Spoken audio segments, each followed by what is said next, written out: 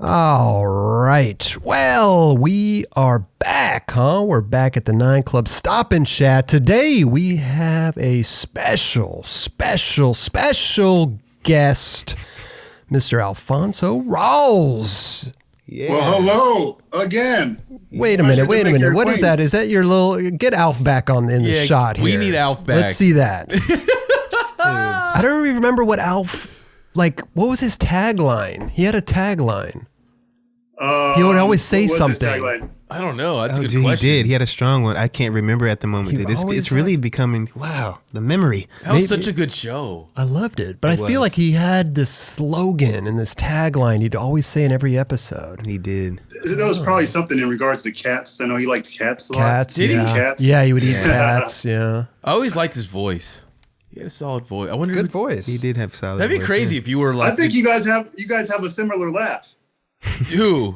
Me? Yeah. Yeah. Do we? Probably. I don't remember what he laughed like, but I guess he did have a distinctive laugh, though. No, you know what it is? I was thinking about the other night, Kelly. You know what your laugh sounds like? Huh. Barney Rebel. Barney Rebel. Oh wow. Flintstone. The Flintstone. Yeah.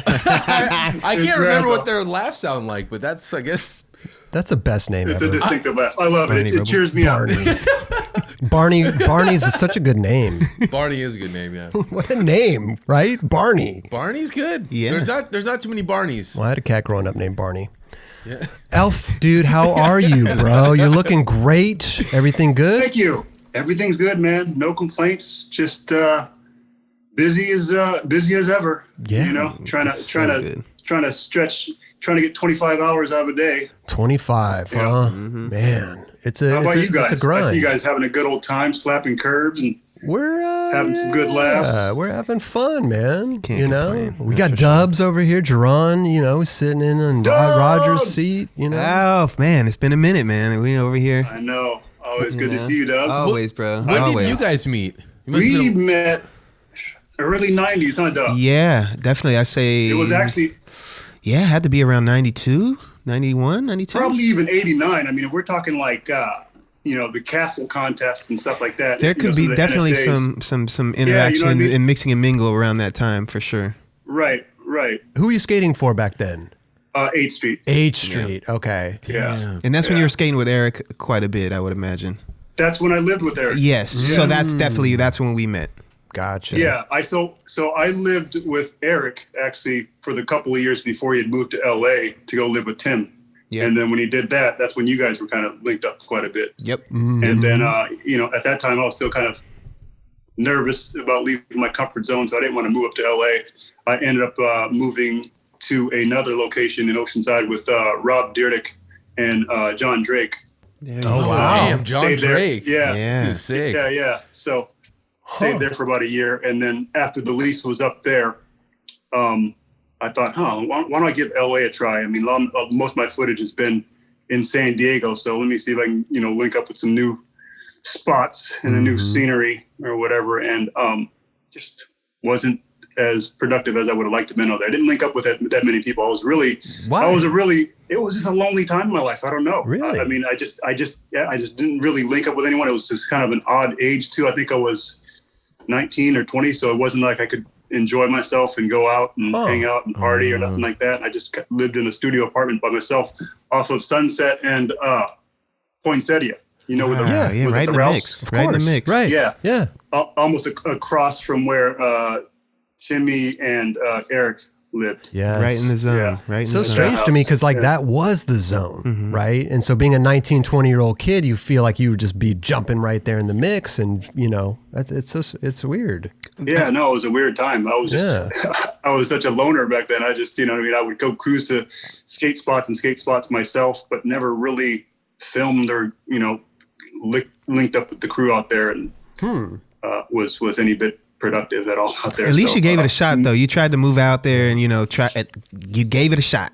Yeah. I did. I got out of my comfort zone for a little bit. So that was kind of cool. Especially at 19, man. You got to think about, man. And at 19, it's like hard to move away from what you're so used to go, obviously it's not that far, but a couple hours away from your hometown, so to say, that, it can throw you off a bit, so. Yeah. It's understandable, bro. Definite change of scenery.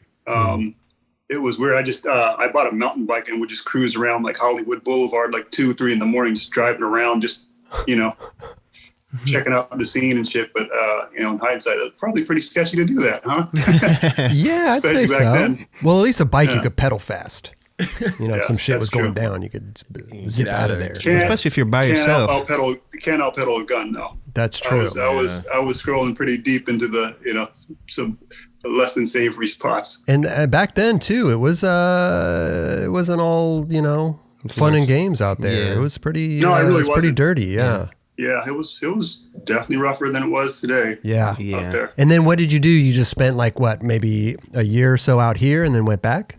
I stayed. I don't even know if it was a full year. I think it was like 6 months or so. Oh, yeah. Okay. So here it goes. It was 6 months, and right after the lease was up at 6 months, I had left. A couple of things happened.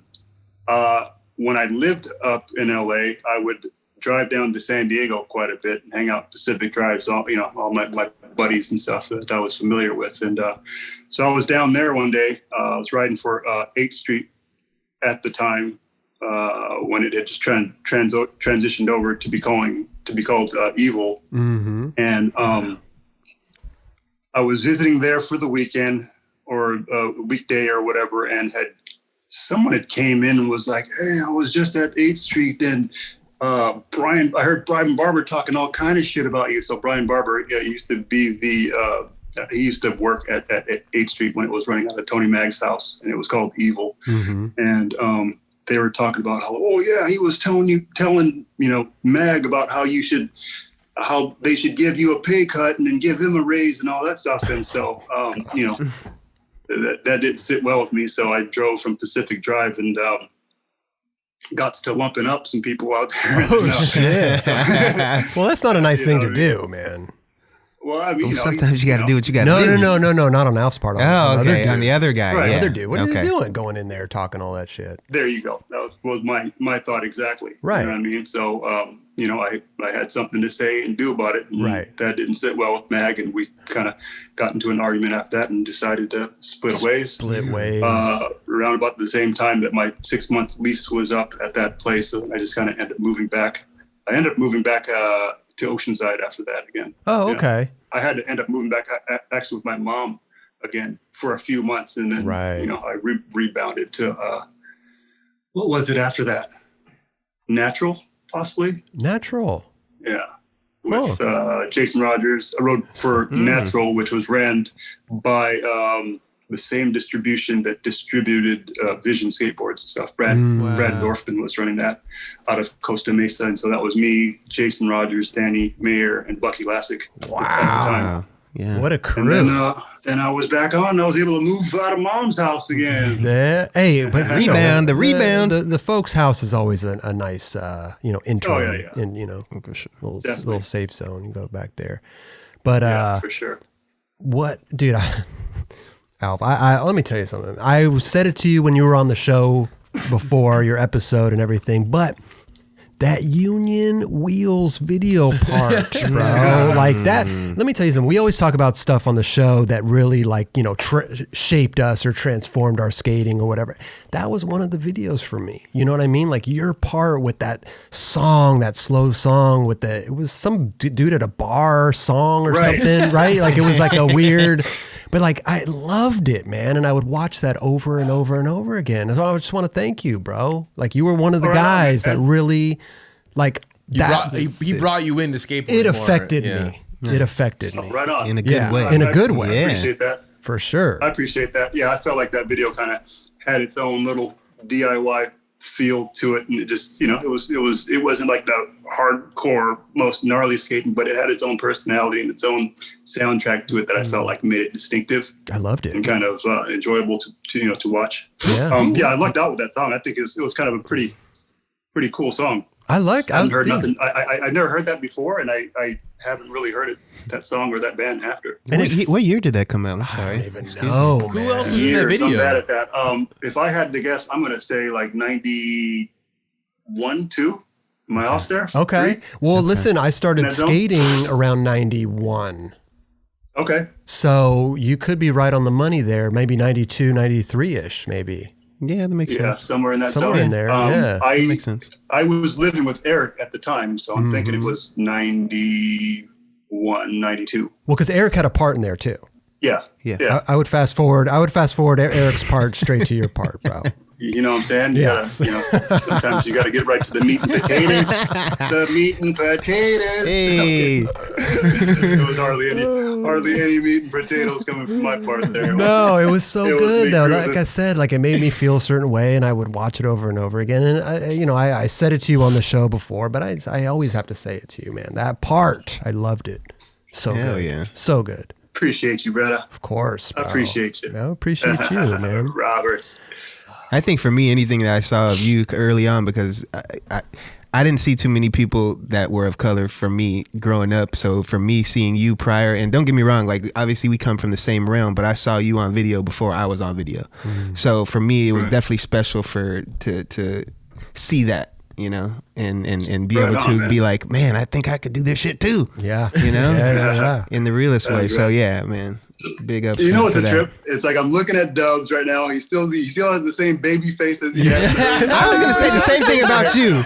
I was gonna say the same thing about Alf. Dude, you look amazing, bro. Not for nothing. Like I wouldn't just say that just for shits and giggles, but like, bro, you What do you don't look your age, Both bro. of you guys, bro. What do you guys eat for breakfast? Yeah. I need to get on that program. I drink water. I drink some water. I need to drink some water. That's- I drink some water in the morning. Stay hydrated, that's for sure. Is that Alleygas, huh? And that too. I mean, I just stay hydrated with Alligas. Thank you, Kelly. Yeah, I have to, big them up. Hell yeah.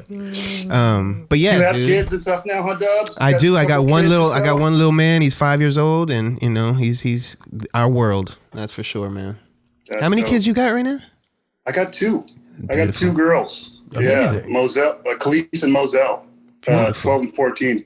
Or I'm sorry, 12 and 15. They're 2 years, 4 months apart. Those are some ages right there. That's when you really got to start watching for boyfriends and people who are coming around, right? Oh. Tell me about it. Yeah, having those real conversations. Yeah. I've been stoking them out on skateboarding so they can come hang out with Dad more. Right. Keep an I eye did on see that. I did see that in your story.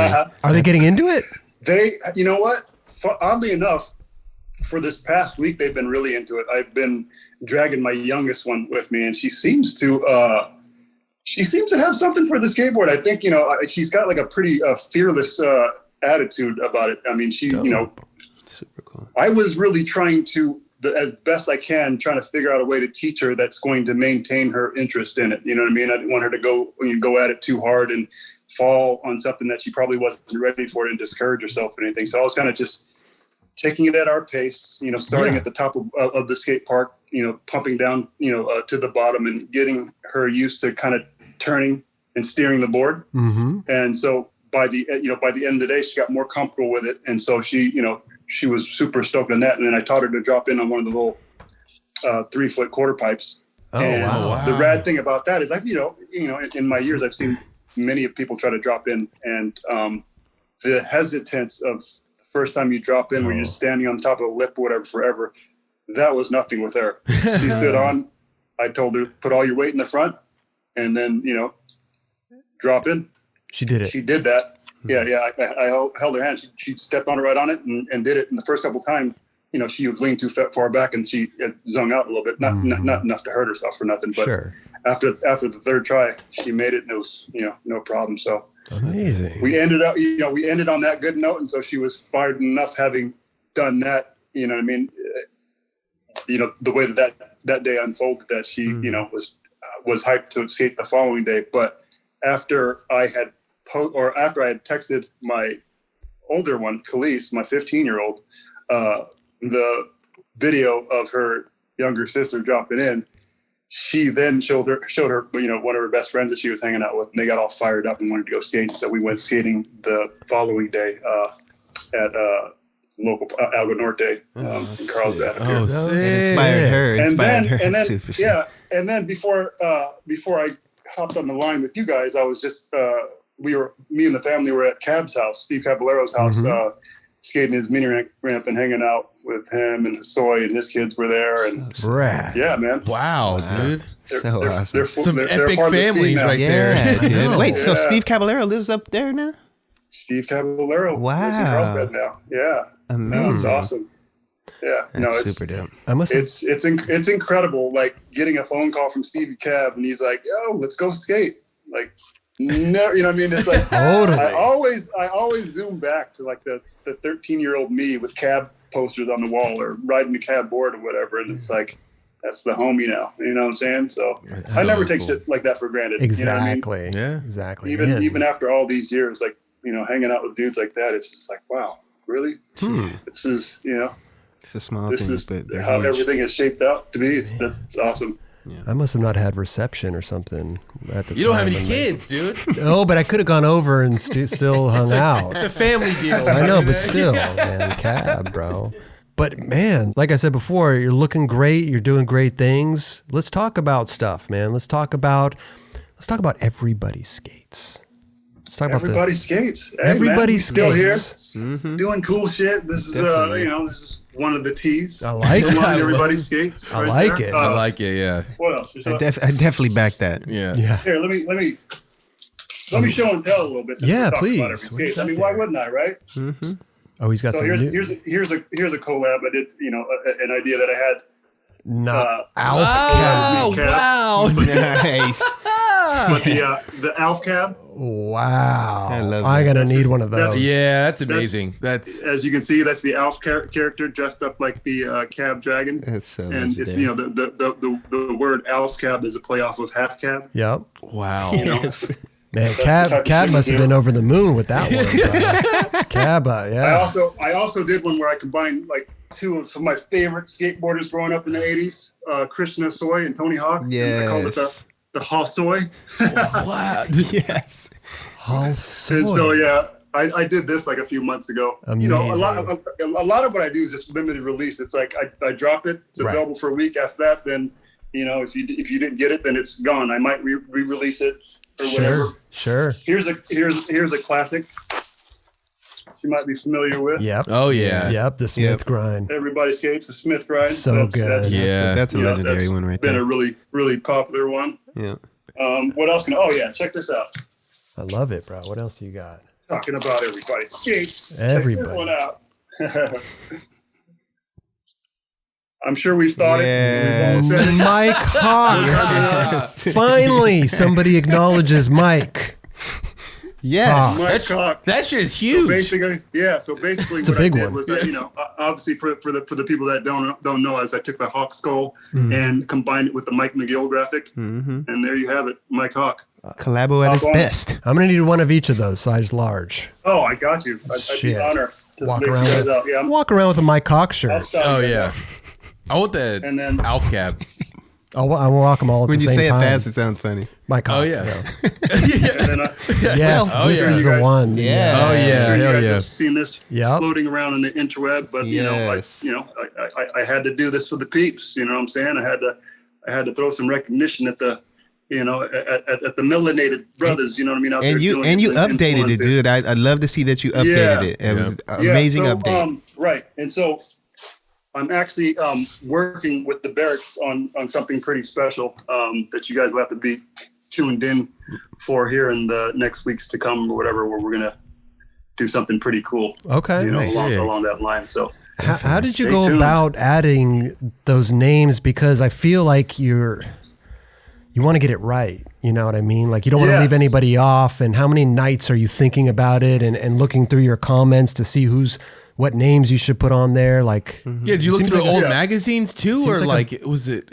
put it this way, guys, it is definitely a tough process, and you're never going to get something like that right. And so my idea is that it's kind of a moving document, right? I mean, it's going to be, I think that's what makes it another cool, that's another part of why I think it's cool, because it's kind of like a moving document in a way that gets updated every once in a while. Yeah, it to add continues to people grow. and whatnot. Continues to grow. And I think the other cool thing too about the way that I released it was, I kind of got all of my Instagram followers and everybody to kind of contribute. You know what I mean? I presented like, hey, this is the shirt that I came out with, a couple of years ago.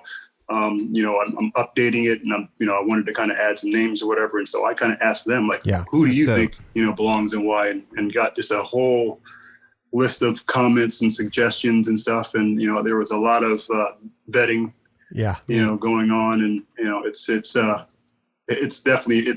it's definitely overwhelming, and trying to keep track of all those different names on one graphic. It's like, it's tough, but it's fun. And I think it was an awesome thing because the timing was right. Yeah. Due to the social unrest and stuff like this. And, people were fired up, man. You know what I mean? I've had a lot of people say that is my favorite shirt. That is the most meaningful shirt that has come out this year. So it's amazing. Definitely, super stoked. It's one of my favorites, and I wear it all the time. Honored to be on that shit. Yeah, that's Dubs awesome. is on there. How many names did you? Anything less would be uncivilized. There you go. There you go. How many names did you end up adding?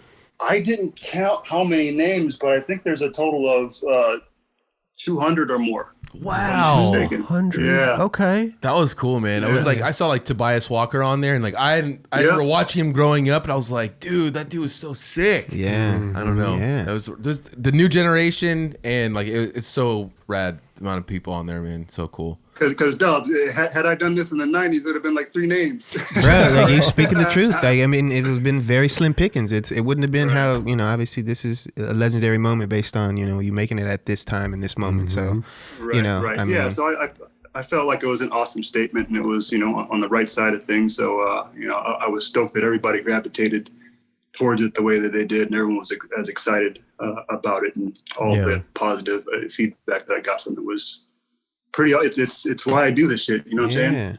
Totally. You know what I mean? Yeah. That's Are they still available, or was it a limited? Yeah. It's still available. Like, okay. I just don't promote it. Like I said, I have some plans with the barracks to do something really cool and updated. And I think everyone, that really liked it before is going to be that much more fired up about what we have in store. So I'm excited. I know everyone's going to be excited about it. So I can't wait, dude. Yeah, dude. Yeah, Shit, boy. if there's anything I can do to help too, bro, fuck. I'm more than honored to be a part of something like that, bro.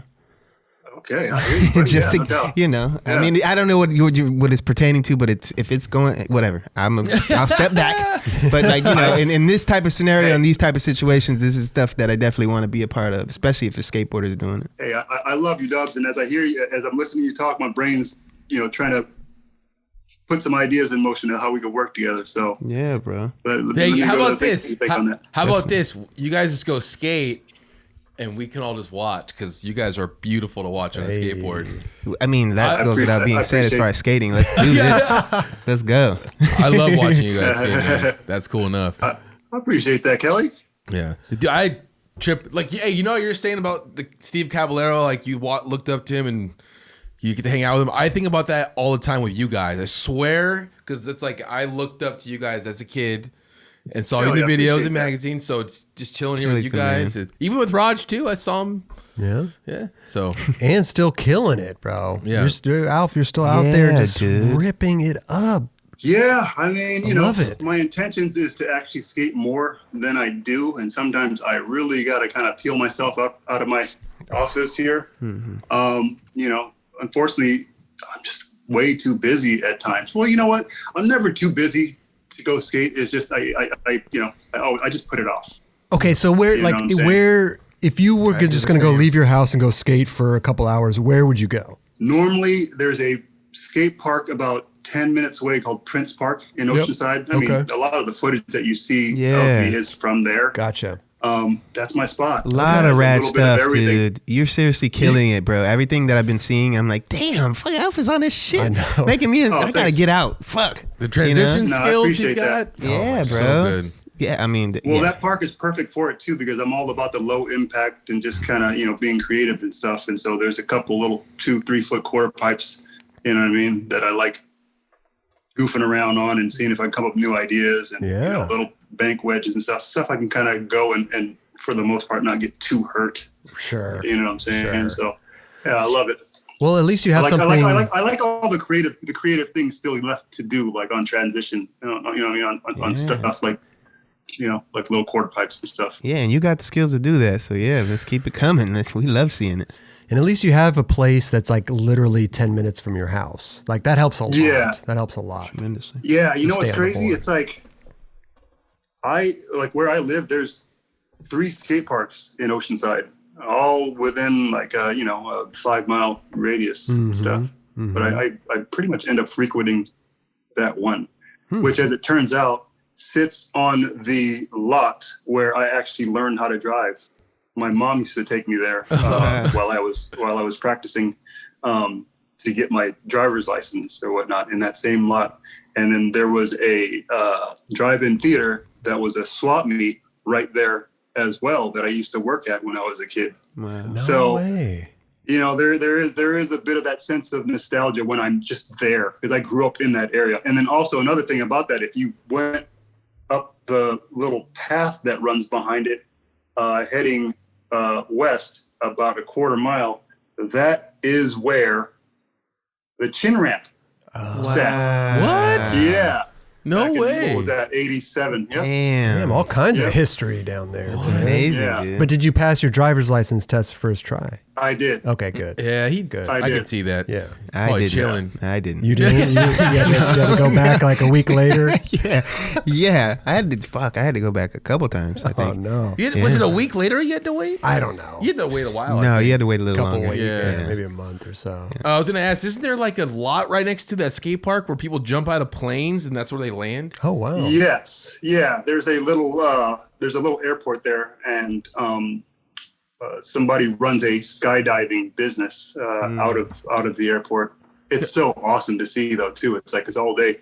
You know what I mean? You got parachuters jumping down like right at the park. You just see like you're I know. skating, you look up, you see people just flying out of the sky. You're like, Weird. "What?" It's pretty Like, interesting. yeah, insane. Like 20 at a time, like super nice, like bright, like parachutes and stuff. It's pretty awesome to see. Have you tried it? Oh, I ain't fucking with that. You already know he ain't fucking with that. Me neither. Yeah, I am not curious about Me that. neither. You go ahead with that. You go ahead with that one. Yeah. I'll be the one dude in the plane that the chute don't open or something. I'd be that guy, you know? Hey, Yeah. it happens. I know. Let me tell you who it ain't gonna happen to. That's right. You and me. You and me both. Not today. What's okay, we're talking about skating, obviously. The big thing on this show. What's your board setup? What's your My board setup. Yeah. I normally wouldn't know what size that is, but as it turns out, I happened to measure it yesterday, and it's 8.4. Oh. The length, yeah. So the length is 32.5, so 32 and a half, and it's a kind of a squared off shape. I have one close by. Let me. Yeah, let's do you see. mind if I- No, do you please, mind if I grab one please. for you? Yeah, let's All right, check it out. Let's check it Dude, out. that's One second. Here, let me. Yeah, We'll talk He's to still Alf. sitting in. Oh, yeah. We'll talk to Alf for a little bit. Oh, he's sitting up. So There what he was the goes. tagline that you used to use in the yeah. show? Do you remember? Do you remember that? No comment. I don't know. He's not talking. I remember he's a lot more talkative. Yeah, he's in way the more show. Yeah, way more. So I had to, rather than explain it, I wanted to kind of show it to you guys. Yeah, because please. It's a pretty particular shape, and it's a squared nose, a squared tail. Oh, and it's Check this out. it's a Mike Hawk board. Oh, Yes. Wait a minute. Are we moving into boards now, Alf? Are we doing boards Well, now with Everybody you know what? Skates? What's Not going on? necessarily. Okay. I like to keep the audience on their toes, and every once in a while I'll release like a really limited amount of boards. Gotcha. Like the last one I did was a Mike Talk one, Yep. and I released like 60 of them, Okay. and So- yeah, that's it. Just kind of a fun little thing. Yeah, they went in a couple of days. So I love it. So awesome. I love Mike and Hawk. so so you know what I mean. If you like Mike Hawk. Mike Hawk grip tape. Look at this. Get 'em. It's a whole Mike Hawk line. T-shirt, grip tape, board. Wow. Wow. Let me see the shape of my cock. Yeah, turn it. Like if I was standing on it, like It's pretty let's see. wide. Okay, Yeah, that's 8.4. It's an 8.4. Okay, 32 inches long. It's almost like an old school contemporary board from the standpoint of it. Like it has straight rails, which almost Sure. like makes it symmetrical. Right. The nose isn't exactly symmetrical, but it's pretty darn close. And it's like anything that you can do on a popsicle stick, board, Right. you can do on this. And the crazy thing is like about, I don't know, 5 or 6 years ago, I set up a board with a similar shape to this, strictly just for a cruiser board. And I just started skating it and getting used to it. After a while, I just started looking down at just popsicle stick boards, and they just looked weird to me. Okay. After a while, like it didn't have no personality or something, you know what I mean? But then again, you know, I mean, I grew up skating in the 80s and 90s and stuff. And so it was kind of a refreshing throwback to be able to stand on the board with that had a distinctive shape. You know what I'm trying to say? Yeah. You know, of course. has, you know, something more than just what shape, what size is that? You know what I mean? Right. It's like, it has a distinctive shape. So let me ask you this. Are you the type of guy that doesn't care about their board setup? Because listen, a lot of people are very particular. They need their trucks a certain way. They need 3 bolts instead of 4. Like they have their whole thing. And you didn't even know what size board you were riding. I didn't. And I really normally historically haven't been. Okay. Until I came across this shape. Now that now that I've been riding this shape for the past 6 or so years, I can't ride anything else. Okay. Well, everything else, it just looks weird. It sounded like for a while or watching you skate, you always had a red board. Is that something that was more you were focused on? Was that it was red rather than the shape? No, it was the shape first, and then someone had given me red grip tape, and I had happened to have red spray paint in my house, and so I thought, why don't I just spray paint the whole bottom of the board, put the red grip tape on, and I just kind of liked it. I think what really drew me to it was like I was filming something and I was doing a kickflip over something, and someone was playing it in slow-mo. I thought it just looked so cool that it was just all red. And, you know, most people don't really, you know, rock red grip tape. Right, Raj? No. You gotta. There's a whole. You already knew that. There's a whole stigma with the red tops. With the red tops, nobody likes them. Most people don't even think I have grip tape on when they see me skate with the, you know, because it looks the same. That's not the most common thing. But I've just been keeping so consistent with it that I'm like, I'll just run with it. That's kind of my thing. And so now I kind of incorporated to some of the board releases that I do. So all the boards that I release are normally just red boards. And then, you know, if people really like that design, I might re-release it again in black or something. But the first launch of anything that I do with boards, which I do, you know, really limited boards from time to time, is all red releases because it kind of ties into my own personal ethos, I guess. No, you got to put your stamp on it, man. That's So before you discovered this shape, I mean, let's talk about like your board setup. You never really, you just kind of set stuff up. You didn't have a size or wheels? You need a 52s or? No, I eyeballed it.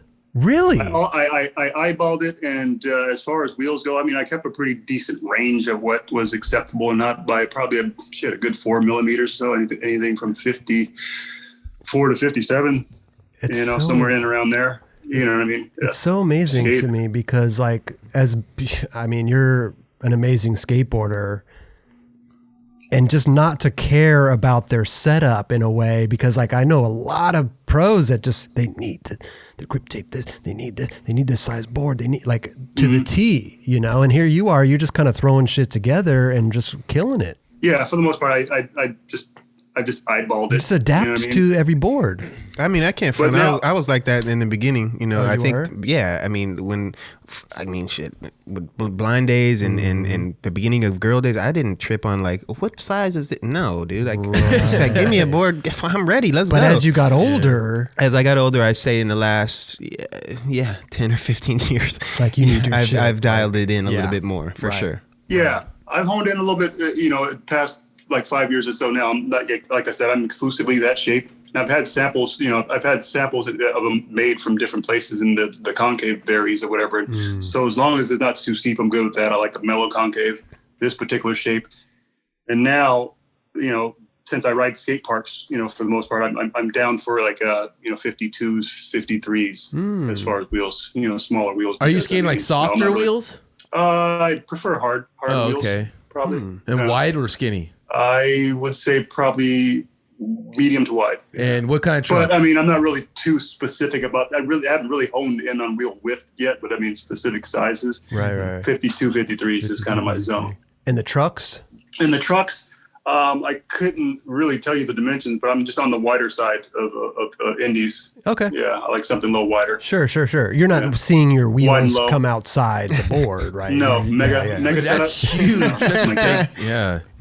No, what size is that? Like that? What is that? It's got to be. Well, I don't know. Huh? As far as truck size, the truck sizes, man. It's Alf. Why can't there be one size truck measurement. Thunder's a 149. Well, Indy's a one something. This everybody's got different sizes. They're all right. different measurements. Yeah. I hate Indies are like 139s and 141s or something. I don't know. Can't we all just get on the same page here, guys? I literally don't even know. But it really bums me out. Yeah, a lot of truck sizes here. Bums me out. Skateboarders are rogue in that way. Huh? No one's on the same page. It's just weird. Like board sizes are everybody's on the same page. Yeah. Why not truck sizes? So true. Yeah, everybody has to have their own way to mark their truck. Really weird. Well, wheels are the same kind of though, right? No, 53, 51. Everybody's on the same. 51, 52, 53. Yeah. I feel like we talk. Like, what about if somebody like measured their wheels in centimeters? Maybe they do in Europe or something. It's a 72 centimeter wheel. I don't know. It's just weird, Alf. Not a fan. So your board setup is you just get on it and ride and rip. It's crazy. For the most part. Yeah. Like I said, I mean, now that I'm looking down at more of a squared nose and squared tail, that's my visual cue that is soothing to me, I guess. You know what I mean? Like I said, I swear, man, anytime I step on a normal board, there's just something weird about looking down at a round nose and round tail. Now, as odd as it sounds, because it's more common than anything else. Yeah. I gotta get on your mailing list, bro, because when these Mike Hawk boards drop and all this, when you have new drops, I'm not aware. Look at that. Like, I mean, how could you? Come on, Krobs. You want to ride that right there. I don't know listen, I put that on my wall. To me, that looks scary. It's like to do for like flip tricks and stuff. I'm like, yo, like that nose is. Look at that. It's a big ass nose. A little bit. It's obnoxiously dope. It's obnoxiously dope. And it works. It's a big ass tail, tail, It does too. play a big freestyle board, huh? As I'm kind of looking at it, I mean, you know what? Here's what I'm coming to the conclusion of. Go ahead. This shape looks way better in real life than it's coming off on this camera. well, right now it looks really long.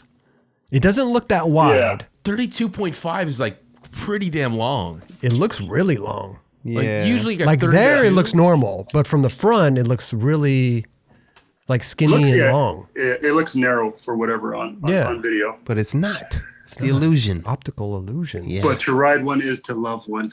There Well, you go. like I said, I got to get on your mailing list, man. Did I just do a Mike Hawk commercial right there? You did. Listen, we've been talking about Mike Hawk for about 30 minutes. You like when it naturally comes out. You didn't even think about it. You know what? And that's funny too. Like people that don't skate, I could see them looking at my shirt when I wear it and like, wait a minute, does he know? Like, it's almost like they think it's an inside joke to them. Like, oh, he doesn't know.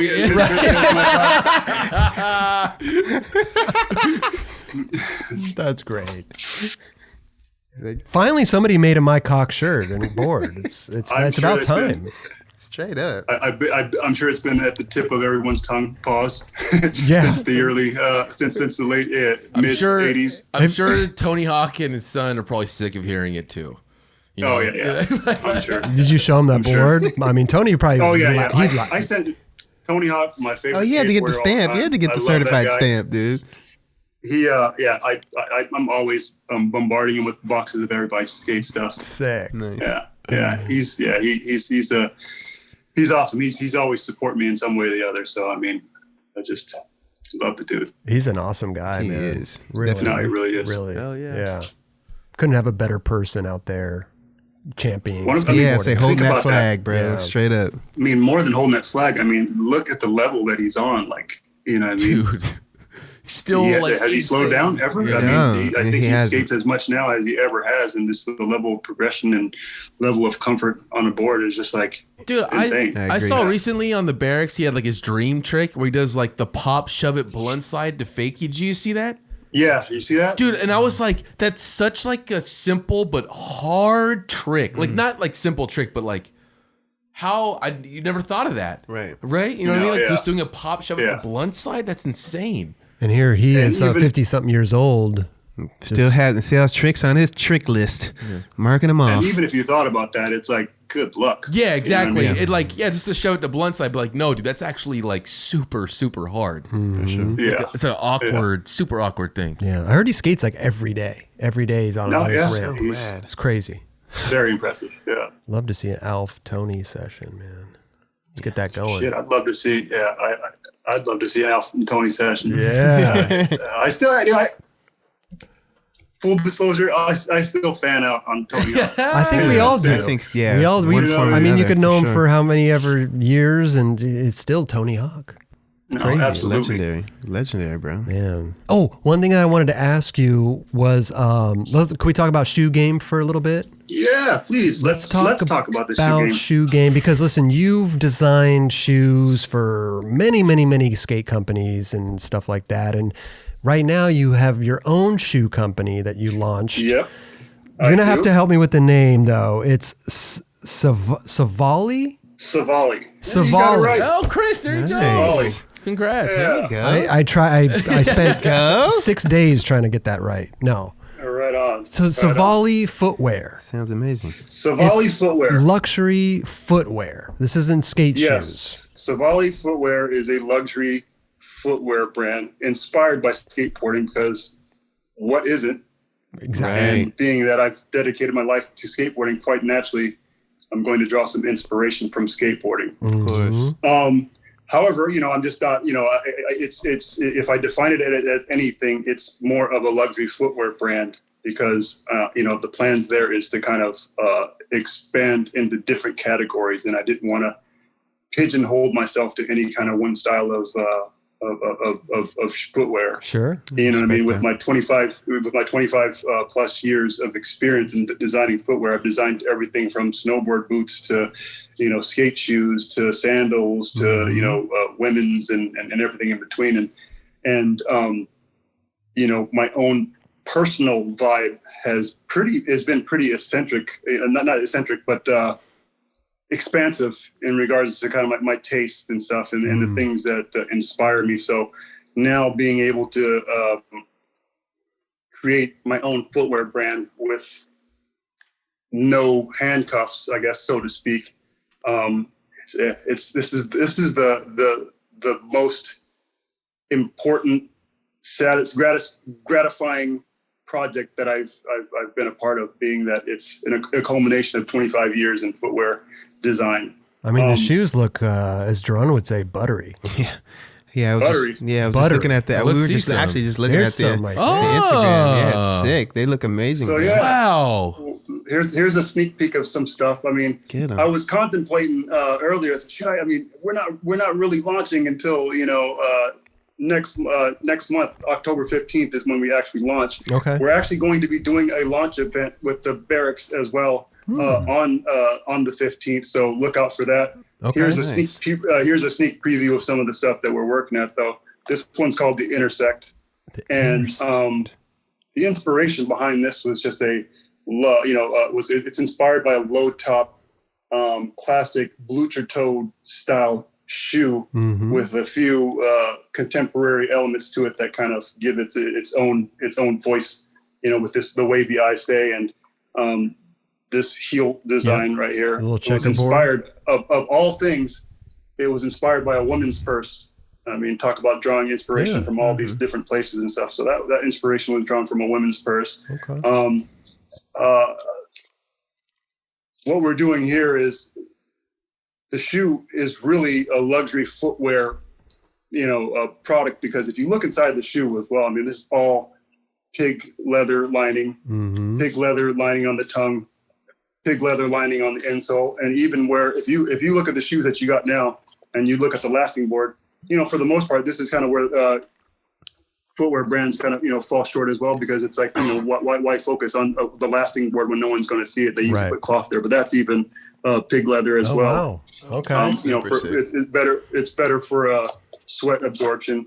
Wow. With the wax laces. This is a classic silhouette right here, with the wax laces and metal tips on the laces and stuff. Oh, there you go. So I love the ring around the foxing tape. That little bump around there. Where's that? See the little bump around it? It goes around the whole shoe. On the sole. Right. I like that. That looks like a good shoe to skate in. No, it is. Like I said, I don't tout it as a quote unquote skate footwear brand. Yeah, sure. But I've skated all these shoes that I've been creating for it, and with my 25 years of experience in the game, I'll have to say they're some of the best shoes that I've skated. Actually, these ones, out of all the ones that I designed, that probably less looks like a skate shoe. I skated in these, and these actually really work real well. Nice. Yeah, those do look good to skate in, to be honest. And those are that's a good shoe. Yeah, those are sick. Yeah. So if you look at this, I mean, that's a hand woven strips of leather. Yep. And that's those are all like really deep grain, like full grain leather, hand woven. It takes a lot of time to to create this type of a shoe. But same thing with this one, like all pig leather linings, pig leather lining in here, pig suede back here for a little more traction in that area. You got the pig leather lining in here. Super. Even down to the lasting board, my friend. There you go. Pig leather. So yeah, no, we're taking no shorts here in this game right here. I mean, this is kind of where we're really going to make a difference and really kind of defining to the audience what a luxury footwear brand is and what it should look like. And I guess to elaborate on that, not to make this a big infomercial. No. I love this. This is you. Let's This go. is you. We're into it. Yeah. So yeah, I mean, as the first view, this is the shoe box that it comes in. Box, yeah. It's Right, classy, with this. bro. With the little Right. Yeah, so that's the brand icon, and that's another thing I should mention as well. Like A little red hit.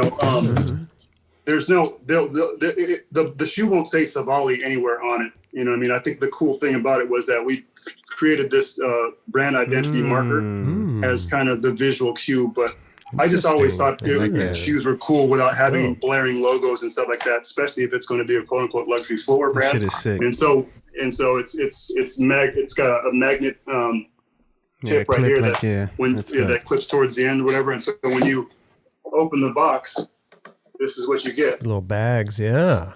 Bags of shoes. And then when that click it closes, it just sounds like luxury. Just Yeah. So it comes in a bag. Oh, those That's are nice. shoe number one. Those Super are nice. dope, Yeah, man. This is October. You said October 15th? October 15th. So Right. you have these reusable bags, Sick. branded bags that they come in, and we also are giving you a free extra set of insoles Wow. and a signed authenticity certificate. Yep. You know what I mean? That I signed. Oh, wow. So yeah, we're just trying to create a really special consumer experience. Yeah, man. And in addition to that, though, too, here's another thing that I wanted to address to the footwear collecting audience that is into collecting footwear. The shoes that we're making are really limited. Like for instance, the line that we're dropping on the 15th, there'll be no more than 200 of each colorway, and after those are done and out, like we won't produce those again. Wow. So it's going to be a truly limited product. The idea is that when you buy a pair of Savalis, like they're so rare and limited that the secondary market will assure that they're like worth more after you buy it, because there'll be so many so little in rotation. So we're just gonna make these cool limited pieces and then just move on and kind of make new different things and just kind of keep it new and fresh. You know what I'm saying?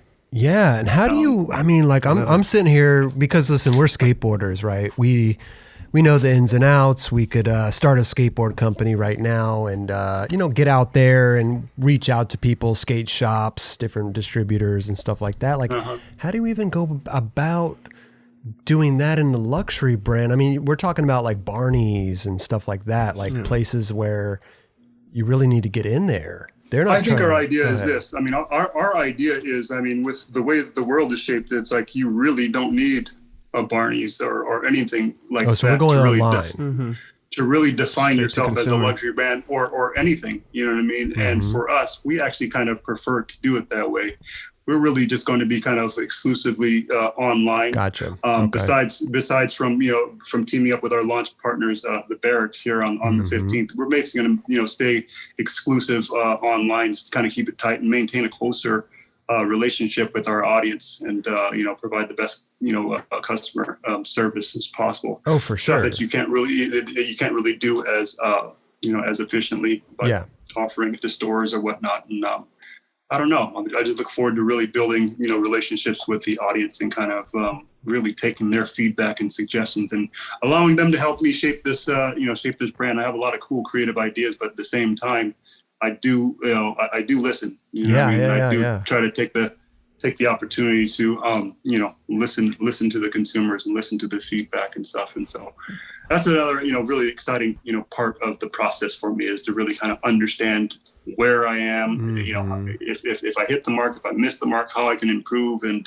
through the process of listening and gathering input, it only improves what I'm doing. So that's the big that's the big one here, getting to do that. Wow, that's what's cool about skateboarders, bro. Like skateboarders, like especially right now, like they're willing to step outside their box and really be like, if I believe in this, I'm gonna do it. Right. And obviously you're an example of that. We have Tony Ferguson that's doing that with Rome. Yeah. We have John Buscemi that's a part of the skateboard culture that's doing it with Buscemi, and then you got Eric Ellington doing what he's doing HRS. with HRS. Right. I mean, this is just it can happen, and you can build something that is going to be a statement, and that's going to actually work. So, and like you were saying, like online, you could reach the people. And I think having that connection with the audience and your fans and the people, your customers, is important. Because I remember Buscemi, he was everywhere, right? He didn't just make the shoes and then just go hide out at his house. He was everywhere. He was at this trade show. He was at this, I don't know what they call it, the when you show up at the store and you do your little little pop-ups and little shit. pop shop. Some stuff like that. He was everywhere, like connecting with the people that were going to buy his shoe. Yeah. And I thought that was amazing. Like he didn't just go and create something and then go away. Yeah. Like he was out there. Right. Yeah. You know what? And so, I think a part of that vibe and that ethos was established in my mind from running Everybody Skates as well. At one point, we started off, as the story behind Everybody Skates. I mean, I'll just tell the bridge version of it. It just started off on social media. And then from there, it gotten picked up by Supreme at the time. And then, after that happened, I kind of looked around and was like, whoa, what's happening here? Do I actually really have something? Yeah. And then so it kind of started off on that trajectory where I thought, oh man, this is what you're supposed to do. You're supposed to get shops and this and that, whatever. Mm-hmm. So I proceeded to do that. And it was cool and everything, but I just felt like it left it to where it was some of my creative energy was kind of left at the mercy of the input of some of these shops. Oh, have you thought about doing this? Have you thought about doing that? And whatever it was like.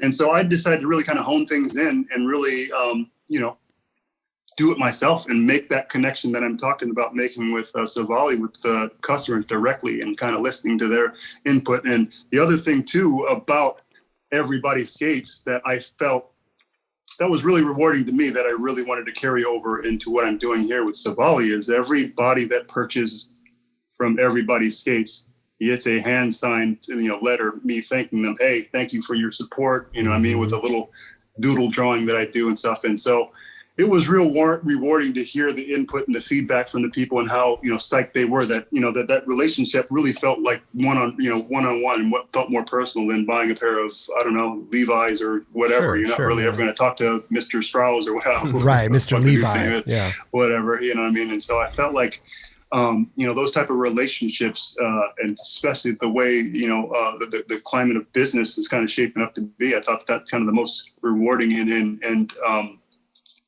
cool things about this, establishing a business. All you really need is your customer base. All you really need is the audience that is down for what you're doing, and you just support them and you listen to them. You vibe with them, because within that is, not only are the cool thing though too about that is I feel like, with the stuff that I'm doing with Everybody Skates and now the shoe company, like it allows people to also live vicariously through you. You know what I mean? It's like, as skateboarders, a lot of us have cool ideas, you know what I mean? But how many of those people can actually pursue those ideas and make something happen, or actually have the balls or have the nerves to really do it? Everybody has the intention and this idea in the back of their mind. Oh yeah, I'm going to get around to it, whatever. And then, days, weeks, years, whatever pass by, and then you never. And so, I feel like the cool thing about the skate community is like the people that actually pulled the trigger and are doing these things allow for those other people that have those ideas to be like, oh, that's kind of cool what they're doing and whatever. And, kind of feel reinvigorated and hopefully, inspire them to kind of really pull the trigger and do some, do some stuff that they might have had in mind. So, hey, inspiring is it's inspirational. Well said. Yeah. You said it, buddy.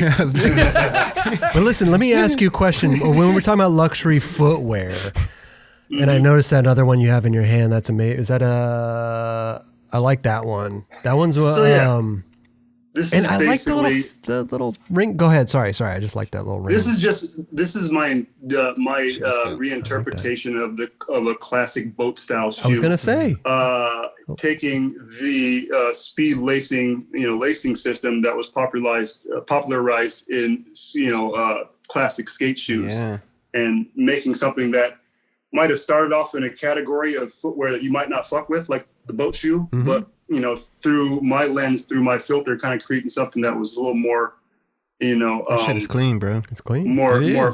Fuck with it. What color is that? Is it like a seafoam green or something? It's Look at the heck, Kelly. I like that. It's kind of like it's like a seafoam green, like a toothpaste, I guess. Toothpaste. It's what was it called? It's a pale aqua, I think is the color. Is the color name that we had come up with, and I think it was one of the names that showed up on the Pantone. But that'd be it's kind of like a pale aqua, kind of like almost like a toothpaste.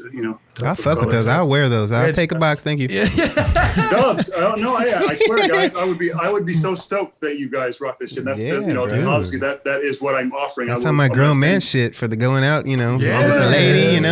Going to get some sushi. If you wanted to be a grown man and splash some color on it, I mean, we getting crazy with with some of the yellows and stuff like that as well. So they're clean, man. They're clean. I really, really like them. Definitely. And let me ask you a question. We were talking about their luxury division and all this. Like, how much are these going for online? Like, what's a price point? Question. What's a price point? Well, that is a good question. But my focus right now is really to send this message home of quality, of luxury and premium. You know what I mean? And really, introduce you to the materials and how well it's put together. Right. Ooh, that high top, dude. And then when we drop it, here's what I'll say. I won't tell you what the pricing is now, but I tell you this: you are going to get more value out of these shoes than what you're paying from them. If you put these up to other quote unquote luxury footwear brands. This is definitely going to hold its own weight, and then you're going to also understand that they're actually giving me more value for my buck than what these more expensive quote unquote luxury footwear for sure brands offer. Because I think like luxury, the word luxury and like high fashion can span kind of different prices. It's like you got the Buscemi's, they're like 600 to plus and all this stuff, and then you have other luxury brands that maybe not as much as that, so it kind of fluctuates. There's no like really. So let me ask you this then. Go ahead. I'm going to turn the question back on you. This is a part of my research, me really trying to understand where at least, some your guys' minds are. Yeah.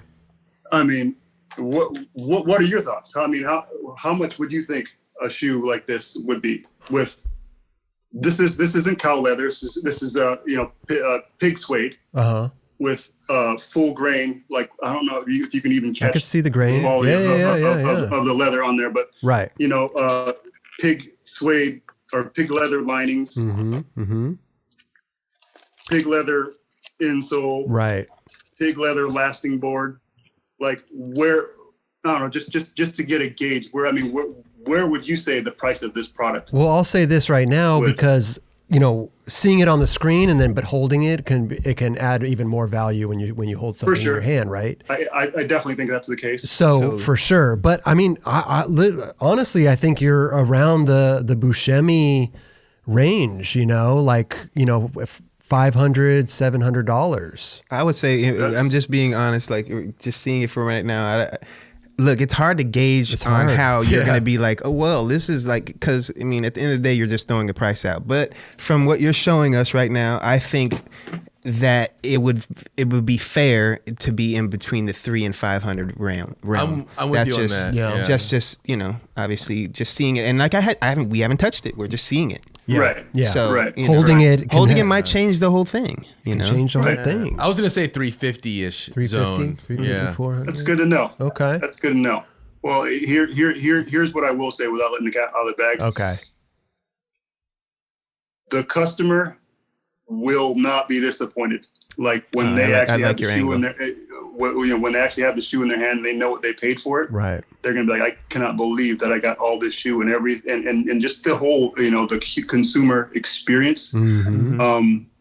I'm very confident that we're going to establish some repeat customers and some lifelong fans with what we're doing. So, well, I can't wait to see the launch and to see how much they really are, man. Yeah. Well, you guys, like I said, you guys will definitely be getting pairs. I would be more than honored, you know what I mean, to have my boys at the 9 Club. Definitely. Hey, like I said, man, hey, anything less would be uncivilized. I love it, man. I got to deck out the family. Hey, I'm sample size, so you can send Here we go, Kelly. Dude. Here we go, Kelly. But at the end of the day, skateboarders support skateboarders, and let's just really that's the fundamental of just being a skateboarder. Like, what it is. We support each other no matter what. You're absolutely right, man. And that's that's one of the things I love the most about being in the skateboard industry is that camaraderie. You know what I mean? It's like, it's been proven to me time and time again. If you have something to support, skateboarders will support you, man. It really is. You know what I mean? It really is a, you know what I mean? They want to see you succeed. You know what I mean? I wholeheartedly and that's believe kind of that. the other, and so, you know what? And that's kind of the other vibe about kind of creating Savali as the brand, because it's like, as a skateboarder, skateboarders know how influential we are to fashion, right? You've seen plenty of clips or pictures of runway shows where this guy has a really skate inspired look.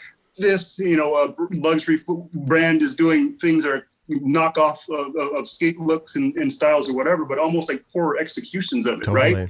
And so my idea is this: like, if I'm a skateboarder, but skateboarding has introduced me to footwear, and I've been in this footwear game for the past 25 years, and a skateboarder being one of the most influential demographics, in youth culture, period, with the experience, like, I asked myself, like, why couldn't I do a luxury footwear brand? Yeah. You know what I mean? Why couldn't I? No reason why.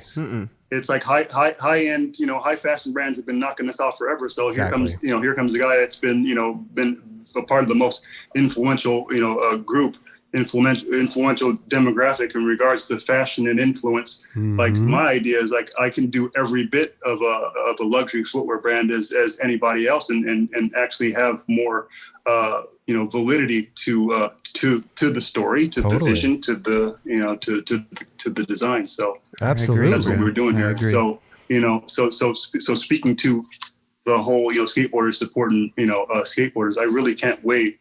I'm so excited to launch what I have here. This is like the most important, project that I've been a part of. You know what I mean? The culmination of 25 years. It's like, as a designer for that long, it's like, I've always been asked, why don't you just do your own, your own footwear brand? Well, it's not that easy. Yeah. You know what I mean? Yeah. It's like, I was afforded this opportunity, through luck and preparation. And I'm really fortunate to be in this position. You know what I'm saying? So I love that. That's a humble standpoint, bro. You deserve where you're at, bro. Don't take anything away from yourself, bro. Absolutely. Real shit. Hey, how many designs do you have in the first run? So we're launching with four styles. So the 4 that I showed you. Yeah. I like that red. That's a good color red, by the way. That's that Eddie Murphy Raw right there. Huh? Yes. Glowing on stage. Yeah. I love it. I love it. Lemonade. Go ahead. Yeah. So this one is called the 90, because I designed this with the idea of these 90-degree angles in mind. And, by the looks of it, this shouldn't work. These really hard lines really shouldn't work on an organic form such as your foot, but the juxtaposition of these straight lines forming an organic shape or whatever, was a really creative design language and challenge to accept. So I like it. Here's how it comes out, and it works perfectly. This one is called the 90. This one is called the Intersect. Okay. What colors are coming in those? There's a black one. There's a burgundy one. Oh, burgundy. And so black, burgundy, and white. Oh, I think are the first launch wow. ones, and then these will stagger a little bit behind it. I'm kind of getting a little ahead of myself by showing you guys this, but no. I mean, come on, dude. I'm on the 9 Club exclusive. again. Yeah, size 10. Size 10 burgundy. Got the exclusive drop. Like I ain't gonna flex. No, come on, man. We're on the host. I'm Dude, sorry. What color was that? I couldn't really on the one. So yeah, okay. So that was like a. this is kind of like a salmon. I know Salmon. Yeah. Okay. Yeah, it's kind of like a salmon. Yeah. And man, like I'll have to say, I mean, I know it's kind of hard to tell on video, but I really feel like I nailed this color. Yeah, looks good. And you'll see it. And the rad thing about that, Kelly, is like you wear size 9s, I'm gonna style you out with some shit that I can't even fucking have. So I'm stoked that you're a size 9. Alpha, I'm a size 10. Oh, I got some size 10. You ain't getting no special colorways. I know. Though, Chris. One's a burgundy. Okay, go ahead. I like those ones. Those are cool those too. Those are super sick. And so this is the mid-top version. This is called the Middleton, and it was inspired by your classic mid-top basketball shoes from mid-century classic American basketball shoes, just updated. Yeah, you know what I mean, and better materials. And there's the tag, the Savali tag. I like the way you really killed it with that, with not even putting the name on there and just running that that thing. That's amazing. It's an icon. That's that grown and sexy. You already know. No name needed. No name needed. That is I like that. dope. Oh, here's some white ones, bro. Yes. Yeah. So here's some white ones. I wanted to. These are just samples. I've come to the conclusion after staring at this for a while. I might want to change on this particular SKU to have this suede area right here be leather, just like this. So it's just kind of more of a classic. Okay, yeah, interesting. Yeah, so I think I do like the two-tone. I do like the two-tone, but you're the designer. Right. So I think that's what I'm going to do with that one. So those were the 4 styles. Love them. The 90, the Maritime, the Intersect, and then the Middleton. What's the difference between those and the salmon ones you brought out? Are those the same shoe? Yes. Those two are the same. These two are the same. Gotcha. Okay. Cool. And then I didn't even show you guys the outsole. So I mean, this is what the outsole looked like. Beautiful. Wow. Beautiful. So so the story behind this is like, how you throw a pebble into still water and it kind of rings out whatever. It rings out from the center point. So these two being the center point to represent the 2 founders, myself and my business partner James Herald. Amazing. And it just kind of flows out and intersects from there. Brad, love that. You know what I'm saying? So thinking, man. That looks really dope. That's cool. They're thinkers, Dubs. There's a story. On the shoe. The story, you know what I mean? Like people can create brands all day long, but the story is what sells it, man. Yeah. The story behind it. Right. Yeah. All the designs that we do has a really rad explanation and a story and a cool launching point that established the idea and gives being able to kind of tell the story to it really, I feel like, makes the audience feel like a part of the process as well. You know what I mean? You get that that engagement from the audience that feel like they're in they have insight on the process. You know what I'm saying? So it's like I can't wait to tell all the different stories that I have for these shoes and what inspired them. It's a I think luxury brands, some brands go about it maybe the more mysterious route, like, oh, what's this brand, blah, blah, blah. And then, but also pulling back the curtain, that's, it's important too, to let the everybody come on that journey with you. And see what goes into it. Bring them along. And all that stuff. Yeah, it's just, I feel like it builds more of a personal connection in a way that bigger brands don't. You know what I mean? What about the name? Savali. Okay, so the true honest story behind the name Savali, and this is pretty cool too, because it's like, I heard this Nas song, right? It was, and it's Savali. And it's, the meaning of Savali, spelled with Sabale, means patience in, I forget what language, but anyways. And so when I expressed it to my business partner, he had heard it wrong. He heard it as Savali, right? And then so he went to go check on the trademark for Savali, and it turned out that was available. And I told him, oh no, I think that, I think you got it wrong. It's actually Savali. And so we went to go look at Savali, and someone had that for something. And so I thought, you know what? That's not necessarily bad because, upon our research, Savali doesn't really mean nothing the way that it's spelled Savale, right? And so in the same way, DC didn't really mean nothing, but they were able to define what that meant. Of course. You know what I mean? Right. I felt like that was kind of that was actually kind of a cool point of how we got here. Was that it started off with the intentions of being Savali, you know what I mean, which means patience, which was inspired by a Nas song, and then it turned into Savali, which we were able to get because we weren't able to get Savali, which means patience. But the cool part about that is it allows us to define that. And I love names that allow that don't have no set definition, but still allow you to define what that should mean. Right. And we're in a world right now where you just have to make up words. Like you have to. Like you have to get the website. You got to make some shit up. Yeah, you got to work around it. Hey, Savali means patience. You were patient enough, and you went and got Savali. You know what I'm saying? It was patience. There you go. I'm writing that down. Write that down. No, it's amazing. Go ahead. When you said something about DC, I remember being a kid being like, "What does that stand for?" And we always heard Danny and Colin. Danny and Colin. And then you're like, oh, we don't. Yeah. Like everybody was putting their own twist. Like, what does this mean? They were putting their own ideas into it. Does anyone know? I don't. Roger, but Roger, sure. What do you think, Raj? Well, at the time, I'm sure Raj knows. At the time, George was using the number 43 quite a bit. And D is a fourth letter. C is a third. Dang. George Clothing too, right? George. Oh, see, I think 43. Okay. Yeah, so Alf probably knows.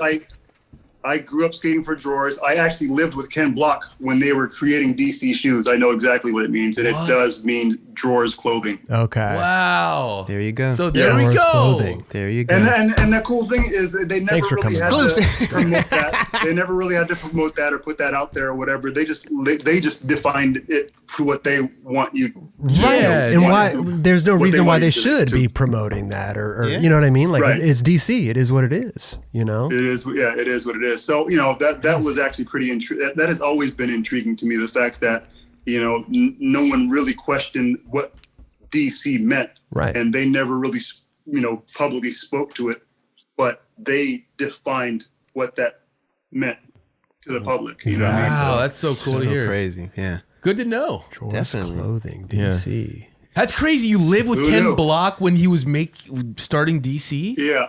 Crazy. You live with Eric Koston and Ken Block. Yeah. And Rob Deerdick. And Rob Deerdick. Wow. And I used to live in Kane Gale. Kane Gale. Hell yeah. He had one of the best backside flips, bro. Who else did you live with? I didn't live with Barra, but Barra, when I was living with Eric, Barra was crashing on our couch for a little while. And I think that was around about the time they kind of linked up and, established a friendship. Sure. Yeah, because Eric lived with Steve for quite a bit as well. Yeah. And you were living with him before Barrett? Yeah. Tripping. Yeah, definitely. Yeah. I was living with Koston like SD. Pretty much when he first moved out. He just kept on getting stranded at the team house, at the 8th Street team house. And when I drive up, I had a car, and I would pick him up and we'd go skate. And we hung out so much that at a certain point he just ended up moving to me and my mom's house in Oceanside. And the day after my 18th birthday, I went to go apply at the apartments or whatever, to clear a credit check for us to get our own apartment. And, that we were able to get an apartment pretty darn quick. I moved out like 4 days after my 18th birthday with Eric in the Riverview Springs apartments in Oceanside, literally up the path from, Prince Park, the park that I skate at. Because Eric's from like San Bernardino area. Yeah. So he made quite the move from San Bernardino out here too. Mm-hmm. Yeah. Well, so Eric lived in San Bernardino, and then, right when he first got on 8th Street, he had left one summer to go to summer camp in Wisconsin, skate camp or whatever. And then from there, flew back and went to the 8th Street house to hang out. And, from there, basically moved to my house. But after that trip, I don't think he ever went back home. He never went back home. Yeah, no, Well, he never went back home. What was it like skating with Koston back then? Did you see something special back then?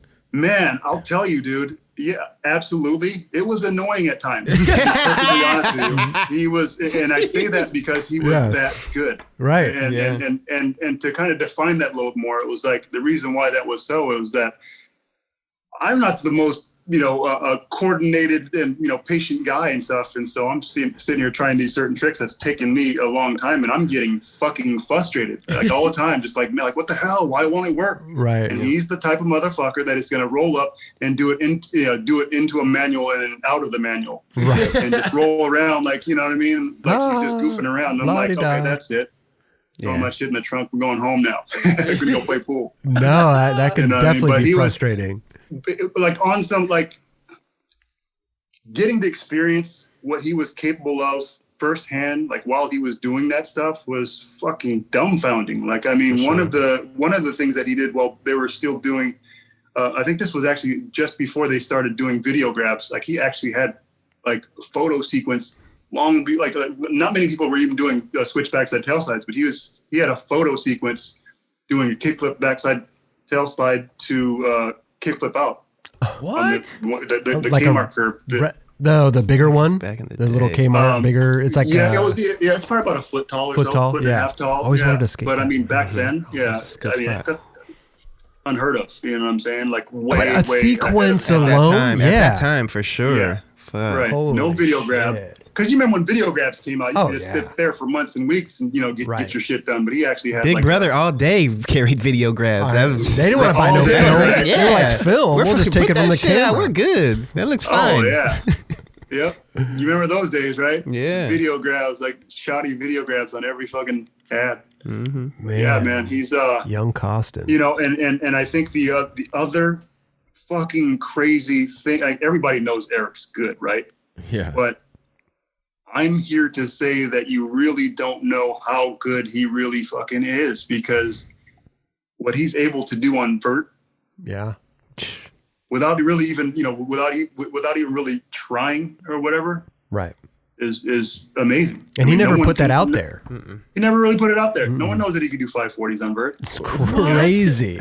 You get you got little sprinkles of what he can do. Exactly. That's the thing. You got little sprinkles. That's it. Right. But he's not I don't need it. I'm not going any further. I'll leave you with that. That's it. Right. Yeah. He just throws he's just throwing a little bit of Koston vert dust. That's it. Just a little bit. Just sprinkle a little bit just to let you know. Well, but I mean, I always thought, how sick would it be for him just to shock fools and just did a vert part just because he's Eric Koston, just to throw people off. And I think the cool thing that would do too, that will kind of give vert skaters a little shine as well, which I feel like is, not to veer off in conversation, but just something I always had in mind. I almost feel like that is not done enough. More so these days now that all that stuff is being integrated through all these skate parks that are available. But like when vert skateboarding was hitting a slump, you know what I mean, and all the different slumps that is taken, I think that it would have been awesome to have raw street dudes like that shine some light, on vert, the way that the Gons and Jason Lee did, back in the early 90s or whatnot, because they actually made, vert skating look cool to like, your common, street guys or whatever. Totally, so that's kind of what with the skills. Sorry to not even cut you off, but I want to stay on the same train of thought here. But like Ashad in the last, I'd say 2 years ago, he put out that pool thing or went on some trip where he was just skating like a bunch of transition, bro. And I was like, this dude's just the most well-rounded skateboarder on earth right now. Just because Zion obviously as well. Foy also. You just see him messing around on little vert ramps. You're like, whoa. That's the shit that I like. Yeah, I swear. I love skateboarders that can present that juxtaposition. I guess that's the best way to describe it. Someone that could do the most tech flip in, flip out, whatever trick, but then turn around in the same breath and do a 540 or something, flip that invert or some shit. You know what I mean? That type of shit is just like it's the creativity of that juxtaposition of two, it's almost like two skill sets that two different worlds. Yeah, but that's you. That's you though. That's what you've done. You know what I mean? And you set that forefront for these guys. So I mean, pat yourself on the back. Yeah, not for nothing. Like big handrails and transition and ledges, everything. Man. Yeah, you're the well-rounded guy as well, bro. No, I appreciate it. I mean, in my era and when I started skateboarding, we really didn't define it as vert skating, street skating, or whatever. We just thought we were skateboarders. And if there's a quarter pipe up the street, we're skating that. If there's a launch ramp up the street, we're skating that. There's a curb there, there's a rail, whatever. Let's think of all the different creative ways that we could ride our skateboard. That was my mindset. There was really no delineation for me, in my skateboarding ever. Yeah. You know what I'm saying? I always just skated what was fun. And I always accepted the challenge of skateboarding, you know what I mean? On everything, you know what I mean? Yeah. Well-rounded, man. All terrain. That's what kept my attention span, I guess, you know what I mean? All the different ways and not really, sticking to one thing. You know who's crazy with that too is Yuto Horigome.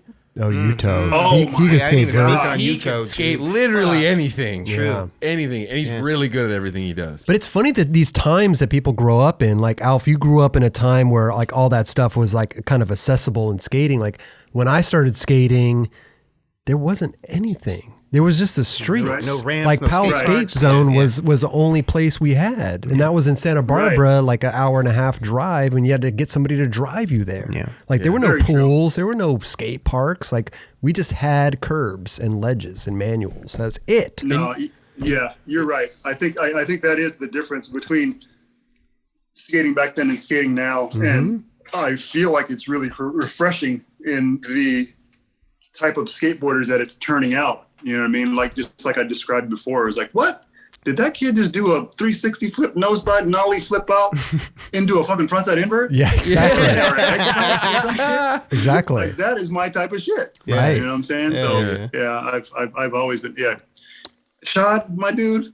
Oh my goodness, that guy, bro. Oh man, I could watch him skate. And the other thing about Ashad and what makes him so dope is what he does doesn't really look seem like it's calculated, does it? It's just spontaneous. Yeah, very natural. Very natural. I was sitting watching him skate a couple of times. I got to see him skate the barracks one time, and he was just literally cruising around doing the hardest tricks. Where a lot of skateboarders like, okay, we're focused on this. I'm going to try this trick there. He just skated around and just fucking just hit this, hit that, did the gnarliest tricks, and just he looks so fun to be on that level. Yeah, totally. Yeah, I feel like a lot of us are more like we focus on that one trick, go back and forth until we get it. Yeah, he just circles the place and then just keeps it rolling, dude. Yeah. I'm trying a trick for 6 hours, Alf, and he's just going over shit around, like he's laughing at me, lapping you, right? Hey, literally lapping. You know what? Yeah. I never had that patience either. You know what I mean? A lot of what I was doing on the street was like it was make or break type shit. You know what I mean? At a certain point, I never was really the type to have enough patience to really flip in and flip out and as far as ledges and manuals and stuff like that. So, well, listen, I mean, if you're trying a trick on vert, I mean, you're trying to learn a trick, you would probably spend hours and hours trying to learn that trick. Yeah, so true. Do you have a thing where like because we talk about you skating the curb sometimes. You're like, is this like, does it make you feel weird that this little ledge is like defeating you in some weird way? Does that make sense? Where like you're trying to trick over and over on a ledge, but like you're skating this big ramp, you're like, oh, this is big. Like it should take a while. I don't know. Like it's on just different levels. Yeah, it's like big thing, and then you have this little ledge. Right. Yeah, I don't know. I mean, I guess it's just the level of comfort that you've established in your mind. Yeah. You know what I mean? And in my mind, I guess, there's parts of my career where I was more comfortable on vert, especially, when filming a video part or whatnot. As far as like the technicality of flipping in, flipping out, whatever, it's like I had less patience for that type of stuff. Yeah. Not that I didn't appreciate it and want to aspire to do that, but my own personal madness didn't really allow me to, sit there for too long on the ledge. No Savali on the ledges. No Savali. No, I had no type of Savali. What do you enjoy more? What do you enjoy more? What do I enjoy more? Street or like park or vert? I go through phases. I mean, park, I guess mainly, I mean, that's kind of mainly where I've been resorting to for the past few years. I mean, it just allows me one central, location I can go show up and have a selection of things to skate. I mean, I'm much less a hop the fence guy and try to skate till the cops kick me out these days because apparently they trying to kill a brother out there. I don't need to be. I don't need to be. And sidebar, bro, you're very conscious about what's going on, and you definitely display that, you know, on your feed and stuff. And like, I admire that, and I praise that to the point, because sometimes you're your own worst enemy in a sense of posting certain things, and like, you know, obviously I don't like to bring up certain things, and you know, I really appreciate what you're putting out there right now, because, you know, as we're in the state of where we're at, you know, to be, you know, at least paying attention to certain things, and certain things that you might not want to pay attention to is very valuable right now through my eyes. Right. So I appreciate what you're posting, and, you know, I think you should continue to do so. No, I appreciate that. And, you know, I'm doing this balancing act, right? Yeah. Because it's like, initially when I got on social media, it was a way for me to identify. I'm not much of like, hey, check me out, you know, type of guy. So I really could have just did without social media, but I just understood that this is kind of where, you know, the world was heading. And so if you wanted to, you know, excel or achieve, you know, a lot of the things that I'm achieving, you kind of need that audience, you know. You've got an idea like everybody skates. Well, you need an audience to know about it. And, you know, if you got a project like Savali, you need someone to know about it. And so it's like where my focus is really, you know, should be that type of stuff. It's like, I can't help it from time to time be like, dude, are you guys looking at this? I don't believe that so many people think these certain ways when, you know, it's like everyone's walking around with a fucking computer in their back pocket and are just, you know, still taking what mainstream media is saying and just really running with it. At least challenge yourself to, you know, audit both points of view. Yep. And you know, and somewhere the truth might lie somewhere in the middle of that. So you know, I try not to. It costs, you know, it definitely costs me when I post stuff like that, because it's like you're either on one side of what I'm saying and you're on board with it, or you're not. And usually the people that aren't are like, what? You're crazy, Alf, and this and that, whatever. So I'm kind of measured. It does make me a little bit cautious, but at the same time, you know, I do have to be me. And that's the passion behind being you. That's kind of where that comes from. I'm very selective on it too. You know, I throw stuff in on my stories time to time, but like, I've gotten a couple things where I'm just like, well, dude, why? It's not even about that. I'm just putting information out, but now you want to just be super extra with me? Okay. Right. You know, that's where I'm very like, it's been very far few in between, but at the same time, I'm just like, dude, really? Like, okay. And guess what, Dubs? Motherfuckers is gonna find some way to argue every single thing that you post, right? I agree. Case in point, look at this shirt. Look at this shirt that I have on. That's why I'm like, fucking big up to you for that. Okay, so I post, you know, even posting something like this, like denouncing the Klan. I'm gonna have motherfuckers on there talking about like, what about black on black crime? What about this? Like, what do you mean? I can't post a fucking thing denouncing the Klan without you like, where's your fucking head at? Right. You know what I'm saying?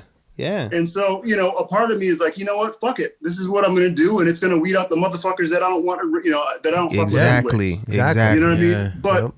But what I don't want to do is I don't want to, you know, I'm not trying to put out fires all day. I'm a busy dude. I got things to do and stuff. And so, you know, I got to be calculated on what I do. Yep. You know what I mean? I think a whole bunch of different things, but I'm not going to put it all out there. Same here, bro. You know, it's like you said, you got to be very selective on how you move, in a sense. You know, and you know, it's like, you know what I call it these days when I post stuff that might be controversial or whatever. I call it throwing a block party, because what that means is I'm going to put this up. Someone's going to say some fucking wild ass shit that I'm just going to have to block. No disrespect. You know what I mean? No disrespect. I just don't have time for the fucking back and forth. Like, why am I going to sit here? Like, you know, my big thing that I always say to these folks is like, dude, don't challenge me. Challenge yourself. Challenge yourself to get the information. This and that. I'm just presenting information, and like, you could either agree with it, not agree with it, but it's intended for you to check it out. And you can do some fact checks. You can see if it makes sense to you. Right. You know what I mean? Just like the ideas that I have and some of the ideas that make sense to me, it's like I don't go to one source for any, you know what I mean? Like this is, you know, this guy said that and everything that he says, I'm all on board with. No, you get bits and pieces of information, and then you fact check it and you do your own, you know, you do your own vetting of information, and sometimes the truth is somewhere in the middle of both, you know, of both sides. So Yeah, man. I mean, that's the, it's the gift and the curse of social media, right? I mean, it works for you, but at the same time, if you let it, it could really consume you in a negative way. And so, I just try to throw block parties every once in a while. I love that. I ain't sitting there I ain't trying to compete with somebody that's just going to have a fucking negative thing to say about everything that I post. So let's go ahead and fucking cut that off at the knees. And, I agree. It's like, keep it moving. I'd much rather you unfollow me or whatever. But if you're not, I'll unfollow you. I'll unfollow you for me with a block. Yeah. With a block. I mean, not to be a dick. Like I said, I love nothing better than get along with everybody. But Dubs, it's fucking impossible. You just got those. You got the dude with like 2 followers on his Instagram. He's got no profile pic, and he feels brave because of it. Yeah, that's exactly. But you know what I find is a cool remedy is like when you post shit on your stories, people seem like they're less likely to reply because it's like a big part of what they're out to get is the visibility off of your shit. They can comment if they can comment on your shit, and then it can live somewhere that is that has some visibility. Then they won or some shit. Right, I hear you on that. When I post it on my stories, it's less enticing for them to get into a back and forth argument with me and not have someone be like, you know what? He's right, Alf, or just that's what they're looking for. You know what I mean? I'm like, that post takes a thing. The comments go on its own little thing where it's like there's always people looking at this one comment and they're interacting on that. You're like, what the hell? It takes on a life of its own. own. But now you can restrict people. Like YouTube's had this feature for a while where you could just hide somebody. Right now with Instagram, you could restrict people where they can comment on your shit all day long. Guess what? They're the only ones seeing it. Nobody else is seeing that shit. So they're just talking to themselves. They're just talking to themselves. I love that. Yeah. Trust me. That's a good option. I've been Laden a few people. Yeah, see? They're hidden. Yeah. They're hidden for good. Yeah. And that's the best because they're probably at home stewing like, why isn't nobody responding to me? Like I made this comment, You're just like, man, motherfucker, nobody's seeing that shit. That shit is gone. Yeah, it's just like, it's like who has time, Well, dude, I mean, listen, whatever you say in this day and age, you're wrong to somebody. Doesn't matter if you're talking about fucking San Pellegrino versus anything, right? You're wrong. Doesn't matter. Man, hey, to the point where I had posted this clip. It was like a 2-3 minute clip. You can probably see it on my social media now. It's a while back, but it was a montage of all these cops beating up innocent, people. Mm-hmm.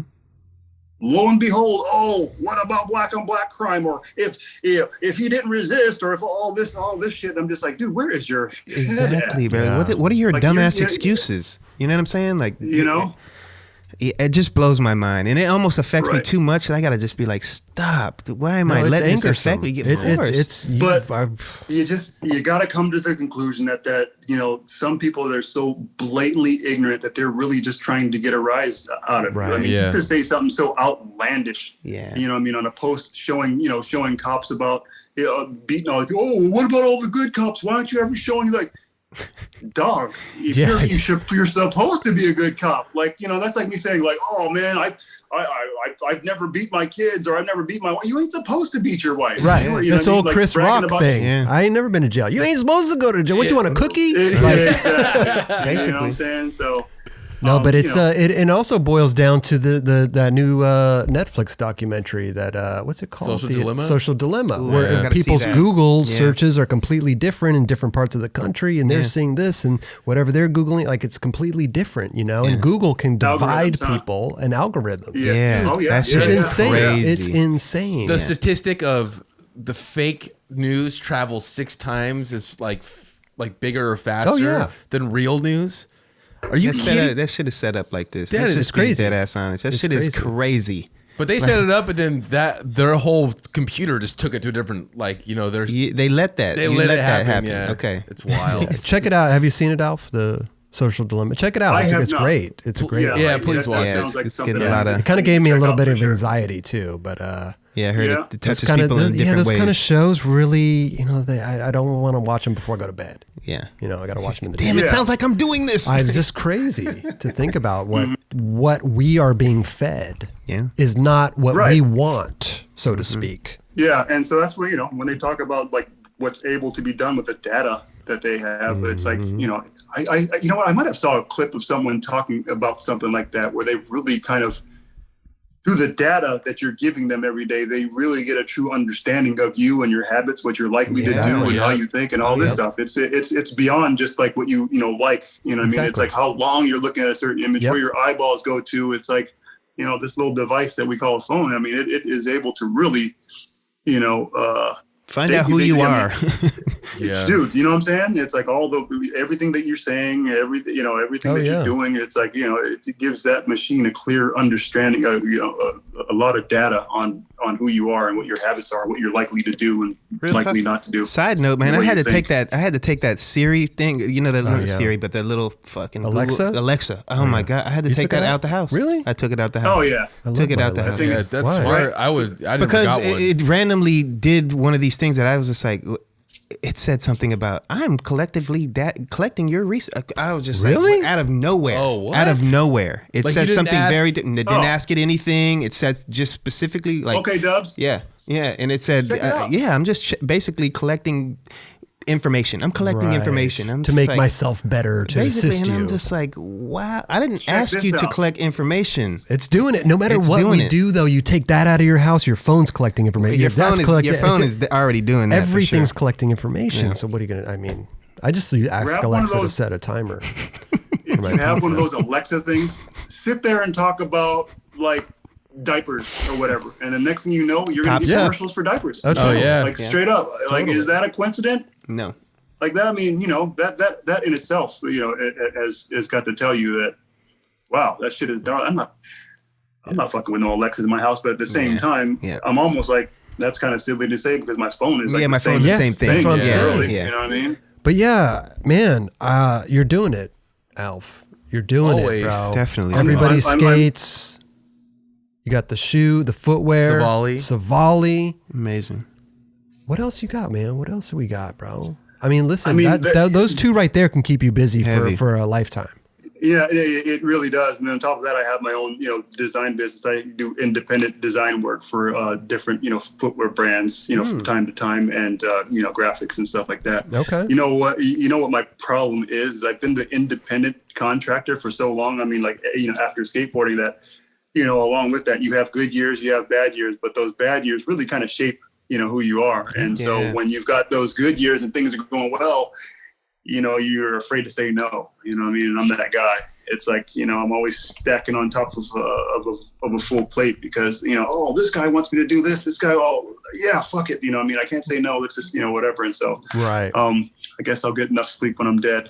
Well, that's what they say, right? I'll rest when I'm dead. Well, let me ask you this question. When you were kind of like, I don't know, if retiring or, you know, kind of transitioning from being a professional skateboarder to, you know, outside designer and all this stuff, like, how was that transition? Like, was it difficult? Fortunate for me, it wasn't. And the crazy thing is that was something that almost hindered me from being able to really enjoy my career, because in the back of my mind, I was thinking like, this fairy tale is going to end.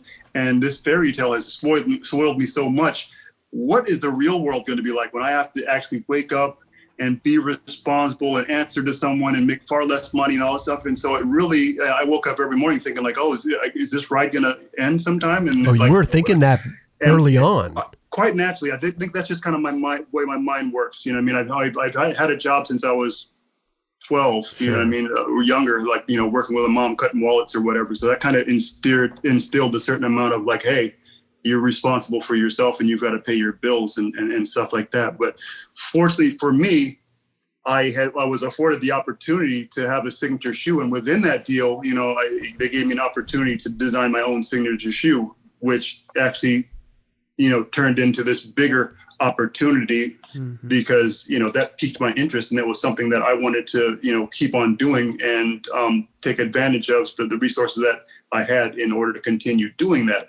And as, you know, skateboard footwear was kind of, you know, coming into the scene, like, think about it, a lot of these quote unquote skate footwear brands didn't have designers from different footwear. They just had, you know, the homie that worked the shop or the creative artist here, the you know, clothing designer there. So it allowed, you know, a group of people that were just industry dudes to be able to come in and shape a new genre of footwear. And so fortunate for me, I was one of those dudes. And so I never really had to transition out of, from skateboarding into anything else. I was simultaneously already doing it. Skateboarding and designing.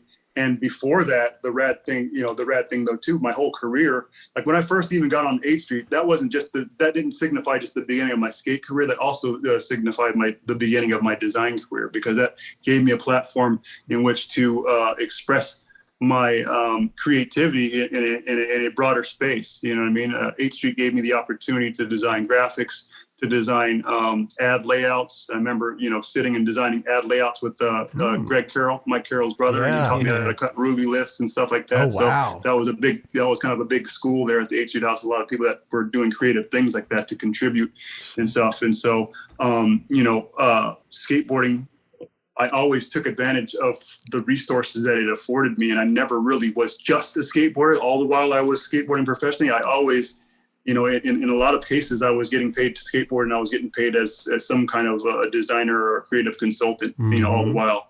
And then from there, it was a matter of opportunity met with preparation when I was afforded the opportunity to design shoes. Yep. And then went from that opportunity, was afforded another opportunity, end up at Duff's, and Duff's gave me the opportunity to learn even more about footwear design. They actually invested in me going to the production trip to really get a hands-on education on the footwear design process, right? Yeah. Before that, I was just a dude with all these ideas and, throwing it at the wall, seeing what sticks, whatever. But Duff's gave me the opportunity to really understand the process on what I was doing. So it educating me on what of my cool ideas were really possible and what weren't possible and why they weren't possible. Right. So learned a lot there. A position opened up at DC Shoes when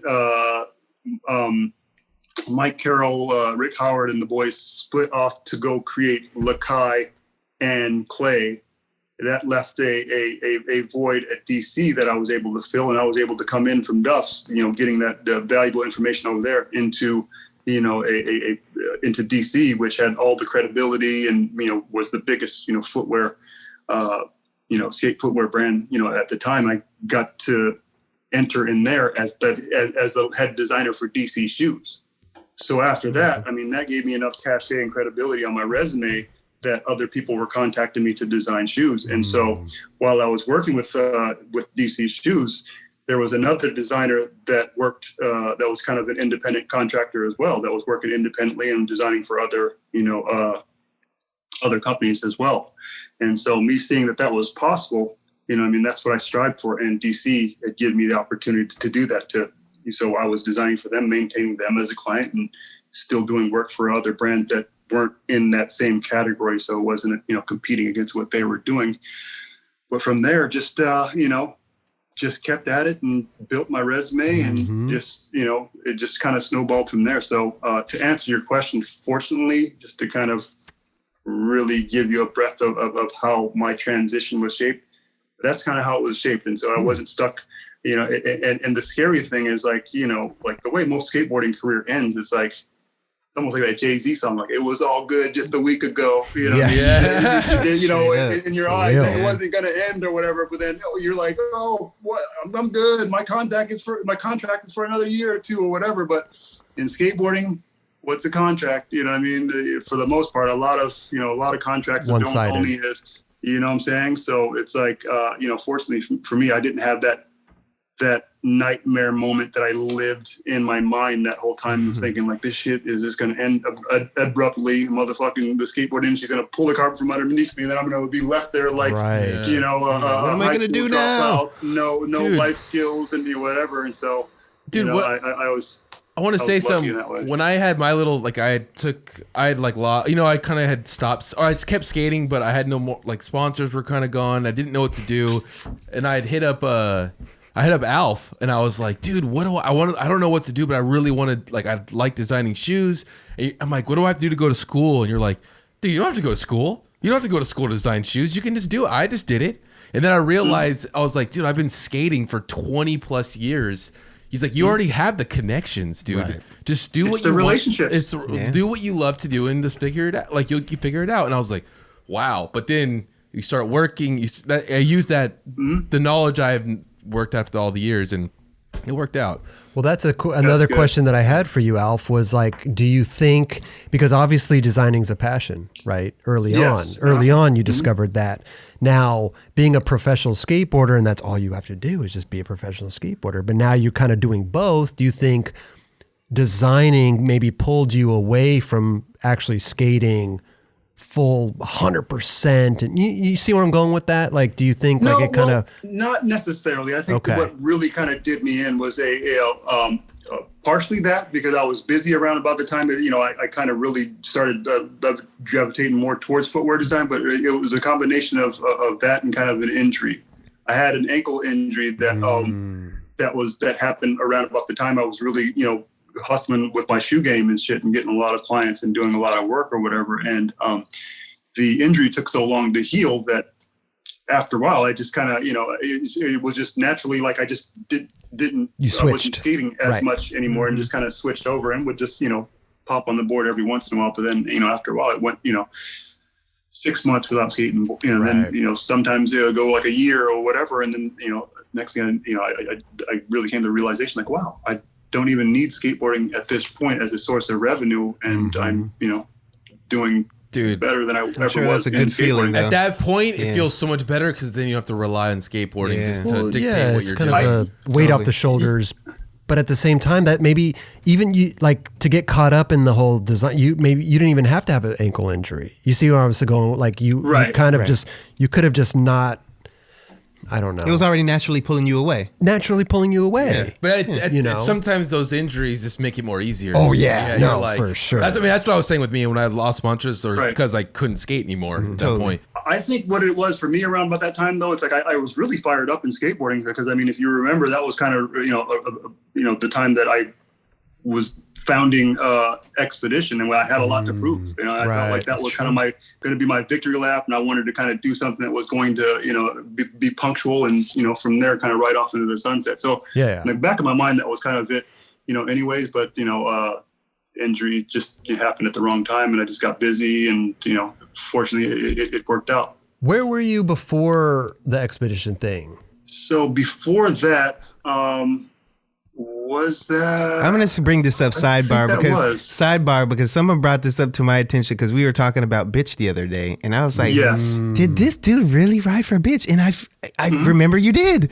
I was like, fuck, I totally forgot about that. Because we didn't think anybody skated for him. No, we thought it was just like a random, Sal fucking came up with that company. But then, it was really Alf rode for him. It was really a haphazard thing. And, there comes a point in your career where it's like, you really got to kind of be realistic with what's possible and what your opportunities, were. And so, riding for 8th Street, I was always in love with World Industry Boards. And, a lot of the boards that we ride with World Industry Boards. So, the next closest thing that was an opportunity for me was to ride for Bitch. And then, the other cool thing about that is that me riding for Bitch, I was afforded the opportunity not only to get paid as a skateboarder, but I was going to be the graphic artist too. So it was, on paper, it made perfect sense. Wow. You know what I mean? Amazing. Because, truth be told, there wasn't tons of people throwing opportunities at me. And so, back to that conversation about, the fairy tale of skateboarding ending, I was at jeopardy of my fairy tale ending. Yeah. You know what I mean? And so it's like, what I'm going to do? I'm not going to take this opportunity to make good money here and just get a real job. That's back against the wall type shit. You're like, I'm fucking doing this. Fuck it. Total back against the wall, right? And I knew that there was some conflict at the time with the girl dudes, and Sal Rocco and the premise that Bitch started on. But you know what? In my mind, hey, you know what, guys? That's not my battle. That's I'm not going to speak to that narrative. I'm going to do things that kind of shape it into a different direction. That's not my battle. Right. But I'll also, and my narrative was this, but I'll also extend you guys the opportunity to do something with me as well. And if not, you really can't hate me for taking the opportunities that I do have in order to, to kind of continue my journey. So that was the explanation there. For sure. Really short-lived. I don't even know if that was even a full year of my life when that happened. Oh, wow. I don't know if you guys are familiar with Sal. Rocco, but he was a pretty, flighty, a flighty guy, you know what I mean? And, he had his own little personal issues and stuff. And so, that was like a snapshot, bro. That was a snapshot. Like those days, like they went by like that. Right. And that was probably a matter of fucking 4 months. Like, in the reality of it.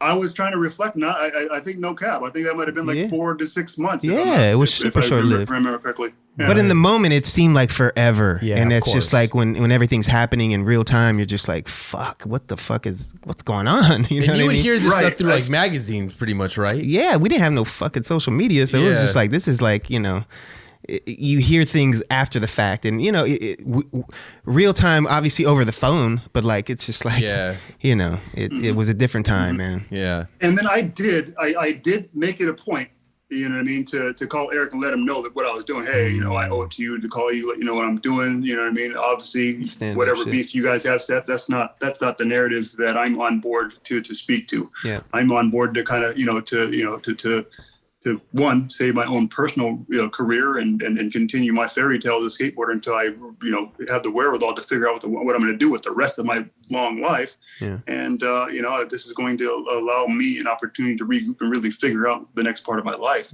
And having done that, afforded me the opportunity to really to stall out and have the opportunities that has transpired since doing that really helped shape my life into what it's become and the opportunities that I have now. So, I mean, it really, having not done that, you know what I mean? Because everything, I'm not going to try to sound corny and be like, oh, everything happens for a reason, but everything that has led up to me doing what I'm doing now apparently happened for a reason. Right. That was your path, That was bro. one of them. Yeah. That was my path. all Yeah, lined for up. sure. Definitely. Yeah, it worked out. Nothing wrong with it. We don't knock it and- for you. Nobody knocks you for it. I just I've totally forgot about that. Yeah. So Right. that just shows you how what a small Flash in time the pan. frame Yeah. that was. You know what I mean? At the moment, because it was like over my head. We talked about it before, and you said you didn't remember anyone skating for it. Right? No, I that's didn't what I was remember saying. anybody And skating then for it either. someone brought it to our attention. Well, Yeah. brought it to my attention. I don't know, Instagram, randomly. yeah. Via Instagram, and there you go. But nobody. We are here. Everything's all good. Everything, we all here. We got gray hairs now. Yeah, you We're already know looking she's loud. coming in hot. I gotta feel like You're not chilling, bro. Yeah, no, you're good. You're good. A little sprinkles. I still got my hairline and everything. Check me out. Look at that. Yeah, Like I said Bro. before, man, looking great. definitely, Yeah. bro. Man, you and Dubs don't age, This man. is my- I need to- whenever you I'm guys are- the grays are showing. My shit's aging a little I bit, need to but get on as your far guys' as like the that youngness, diet. a little bit I need maybe. to drink some Alleygash or something. I found two gray Telling you. I Alligator, found come two on. gray nose hairs the other day. Oh, those don't count. Yeah. Those don't count. Yeah. Those don't count. Do you have How'd ear that- hairs how'd that popping get there? out? That's later on. Yeah. Not that I can see. I don't know. Not that I can see. No, you're good right now. But no, the gray nose hairs don't count. You just pluck those out, man. My, They're gone. I Move on. will say my glasses are getting thicker though. They Shit. do look very At- thick. At a certain angle, it's like fuck, man. I'm Yeah, gonna my be there eyes, soon, I'm sure. Nearsighted or My eyes are farsighted? I'm this guy. Okay, so you're Farsighted. nearsighted. Like, Oh wait, Or is that what it? No. if you're nearsighted, you can't see stuff far. But if you're farsighted, Oh, you can okay. see stuff near. Right? Okay. It's like Is that what opposite. it is? I can see stuff far. Don't quote me on that. That beverage looks delicious, man. What is that? Some Yeah, coconut water? Some Oh. coconut or yeah. Ooh. It's not the CBD juice that That's a good flavor right that there. Raj was feeding me last time. Oh, I yeah. was there, but I never did get my package either. What package? The dude from that company, I don't know if you guys were in cahoots in any way, but No. he noticed he had saw the 9 Club Uh-huh. and saw that I was drinking it. Oh yeah, I saw you on the 9 Club. Whatever, let us send you some. Never sent my shit, dog. Which one? Hi-Fi Hops. Oh, Hi-Fi Hops. Oh, high five. Is that what that was? Yeah, Was you that were. CBD? Oh, it was CBD. It was Yeah. THC. Well, that's how too. Raj. That's how Raj gets a guest loose, man. Just feeds him some Yeah. THC, CBD Yeah. drinks, and then all of a sudden, Go drink that. yeah, here you go. Yeah, here you go. Let's talk about skateboarding. See how this works. I spill my heart out to you guys, man. What do you want to know? No, man, I'm so glad you're doing well, dude, and Fuck all yeah, this. dude. I mean, listen, dude, this footwear company. I want to be on the journey. I want to see the journey. Yes. I think it's amazing. Thanks, I think guys. it's Yeah, amazing. I appreciate it. Like I said, I didn't want to bore you guys to death, whatever. But like I said, I'm so very excited about it. I'm proud of the job that we've done to get it to this point, and I just felt like I definitely wanted to share that with the world, share it with you guys, and send you guys some pairs, and hopefully you guys like it. We're excited. Yep, sample size, baby. Anything you send, dude, if it's a shirt or some shoe, anything, of course, we definitely rock it, you know. For sure, bro. I need to get that Mike Cox shirt, but I got you. Yeah, I'm going to put together. What was it? The Alpha Cab? Alpha Cab? Alpha Cab. Yeah, we got to support our fellow skateboarders, bro. Pay it forward. That's just the main motive. No, and I appreciate that, guys. No, for real. Alpha Cab. Look at that. Yeah, bro. Dude. No, that's special to me, dude. Like I said, I mean, I just got back from Cab's house, and Cab is just, a lifelong hero. He's the best. What I'm saying? It's like, so, it's hard for me to get out of my head sometime when I'm talking to that guy, because I'm like, you're an icon. Alf, let me tell you something about Cab. Cab is, I never met the guy really, maybe in passing here and there, a trade show or whatever, a friend introduced, whatever. He came here and we spent the day together on the show, and bro, I went out and bought half cabs after the show. Like, I was like, this guy is so fucking amazing. Like, I need to support this dude in any way I can. Yeah, absolutely. And I've been skating half cabs ever since. So amazing. I've been buying them. That's why I came here, to sell you on the shoes. Man, he did it. Yeah. He did it, bro. He got me. Hey, you know what's cool too? No, but he's a good dude. Great. We got sushi with him after. We went and got, dude, he's just a full day. Oh, did you? That was He's awesome. such a great guy, Yeah, it's amazing, dude. Life's just so rich in history, and just traveled the world, and is just, an icon, so much so that his name transcends the sport, right? You got fucking people calling half cabs, in different sports. BMX, snowboarding, like anything. You know what I'm saying? Like who else? I mean, who else can claim that? Yeah. And not only that, but he's had a shoe in skateboarding since what, 91? Yeah, we're just talking 89? Yeah, yeah. Come on, on, talking bro. about that, yeah.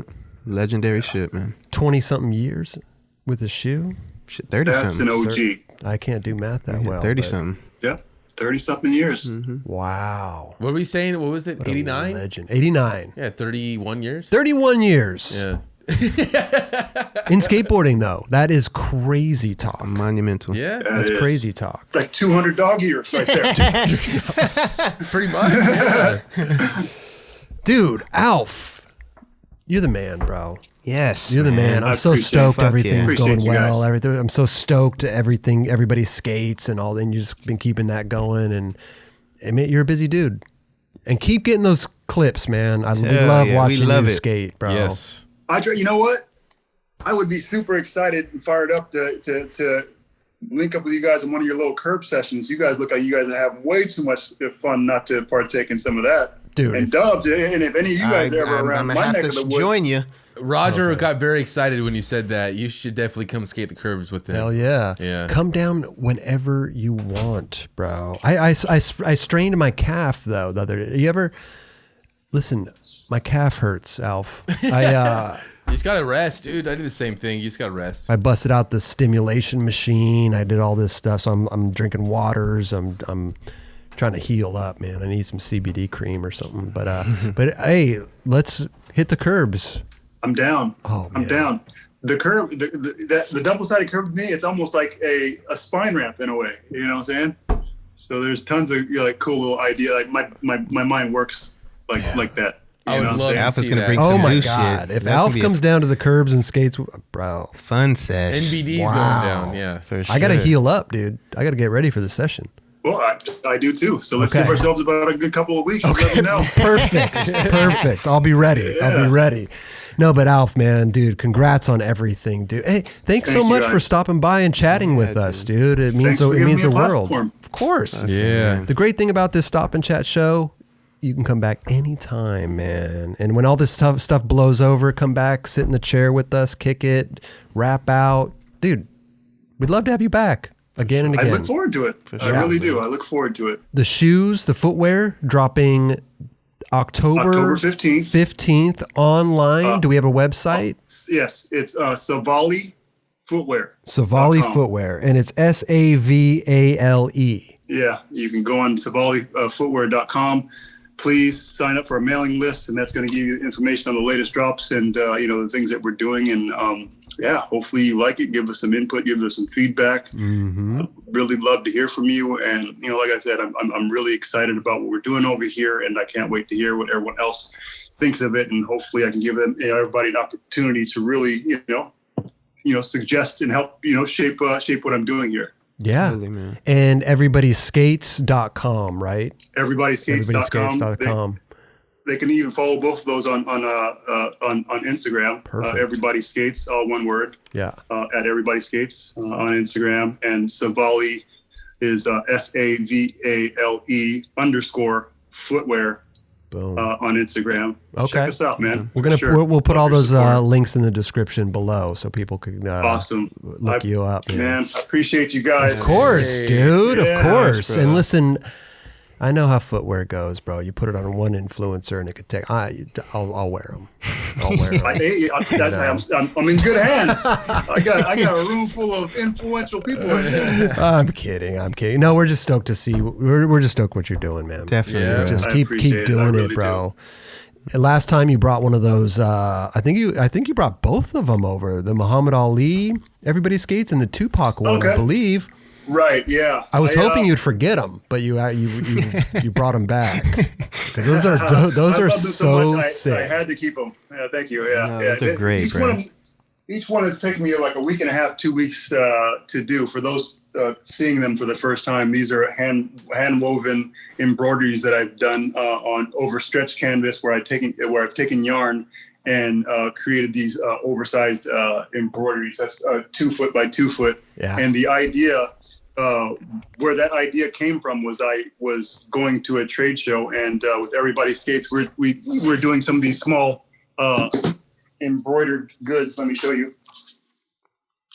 Like this. Oh, yes. That's sick. My idea was to kind of recreate, some of the embroideries that we were putting on hats or whatnot, to be able to display, in a big way at a trade show. And started off as an idea, messed around, and it ended up working out. And it was multi-talented.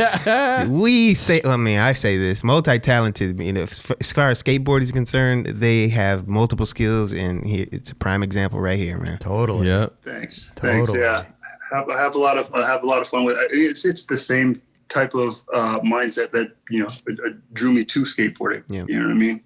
Skateboarding, being the blank canvas that allowed me to take an idea from my head and bring it to life or whatnot. You know what I mean? Skateboarders can do anything. Truly.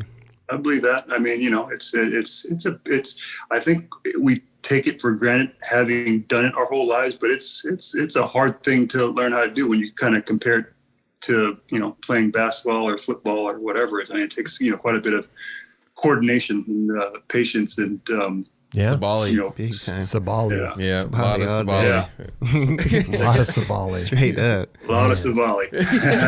Oh, I love it, man. I love it. That's gonna be the new term that we all use in the industry. Oh, yeah.